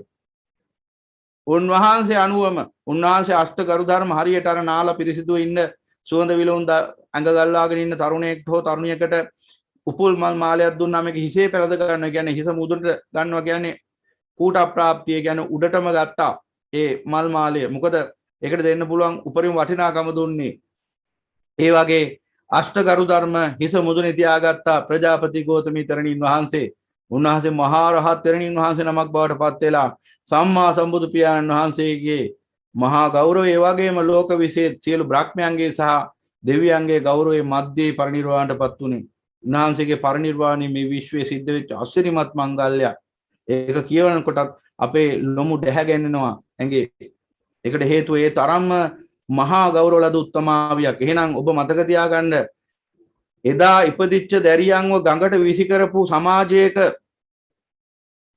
සම්මා සම්බුදු පියාණන් වහන්සේගෙන් මහා බ්‍රහ්මයාගේ සම්මා සම්බුදු පියාණන් වහන්සේගෙන් වගේම ඊළඟට මහා බ්‍රහ්ම සම්මුතික වශයෙන් ලෝක සම්මුතිය තුළ මහා බ්‍රහ්මයාගේ ඒ වගේම දෙවි රජවරුන්ගේ පවා මහා ගෞරවයට ලක් වෙච්ච උතුම් තැනකට ඔබට පත් වෙන්නට සම්මා සම්බුදු පියාණන් වහන්සේ අවසර දීලා තියෙනවා අවකාශ උදා කරලා දීලා තියෙනවා ඒ බව නුවණින් දකින්න බමුණෝ ඒ වගේම රජවරු ඒ වගේම වෛශ්‍ය බ්‍රාහ්මණ ක්ෂත්‍රීය වෛශ්‍ය ශූද්‍ර කියන කුල හතරෙම නිග්‍රහයට ලක් වෙච්ච තවමන් ඉන්න ස්ත්‍රිය කිසිම කෙනෙක්ගෙන් වටිනාකමක් නොලද ස්ත්‍රිය සෑම පැත්තකින්ම තැලිච්ච පොඩි වෙච්ච පීඩිත වෙච්ච ස්ත්‍රිය සම්මා සම්බුදු පියාණන් වහන්සේගේ මහා ගෞරවය අග්‍ර ශ්‍රාවක උතුමන් වහන්සේලාගේ මහා ගෞරවය මහා බ්‍රහ්මයාගේ මහා ගෞරවය දෙව් රජුන්ගේ මහා ගෞරවය මුළු සකල ලෝක ධාතුවේම සියලු ලෝසතුන්ගේ මේ මහා උත්තරීතර උතුමන් වහන්සේලාගේ වගේම සියලු ලෝසතුන්ගේ මහා ගෞරවය ලබන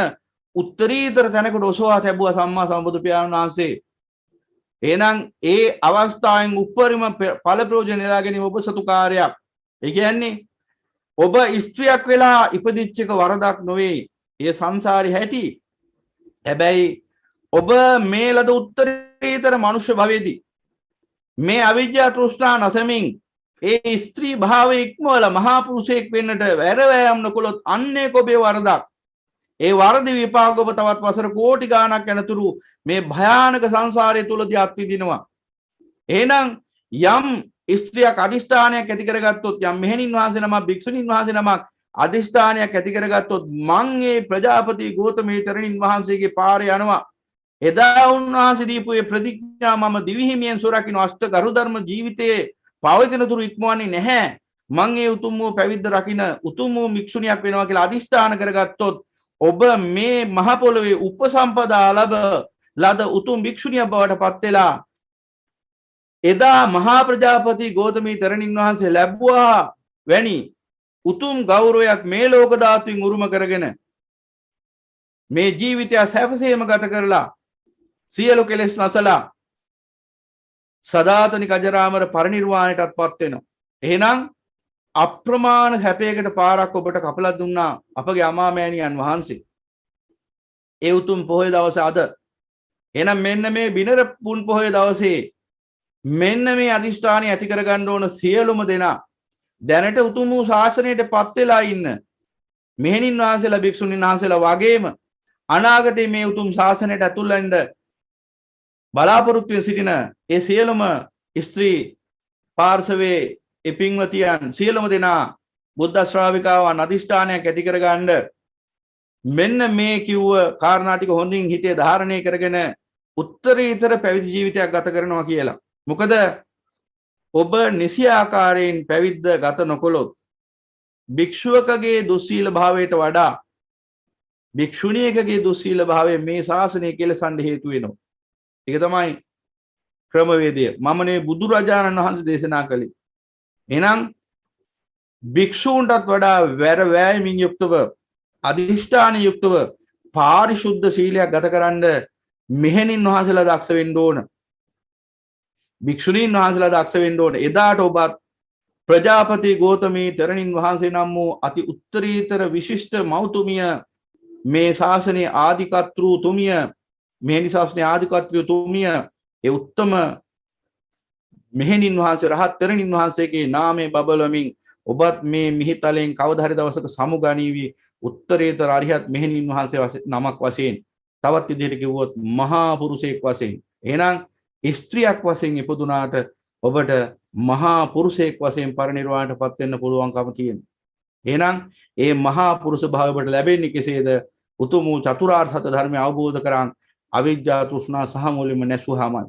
එහෙනම් ඒ අදිෂ්ඨානය ඇති කරගෙන මේ බිනර පුන් පොහොය දවසේ කාන්තේම මේ ලද මනුෂ්‍ය භවෙන් අග්‍රඵල නෙලා ගන්නවා කියන අදිෂ්ඨානෙන් කවුරුත් හඬ නගා සාදුකාරයක් පවත්වමු.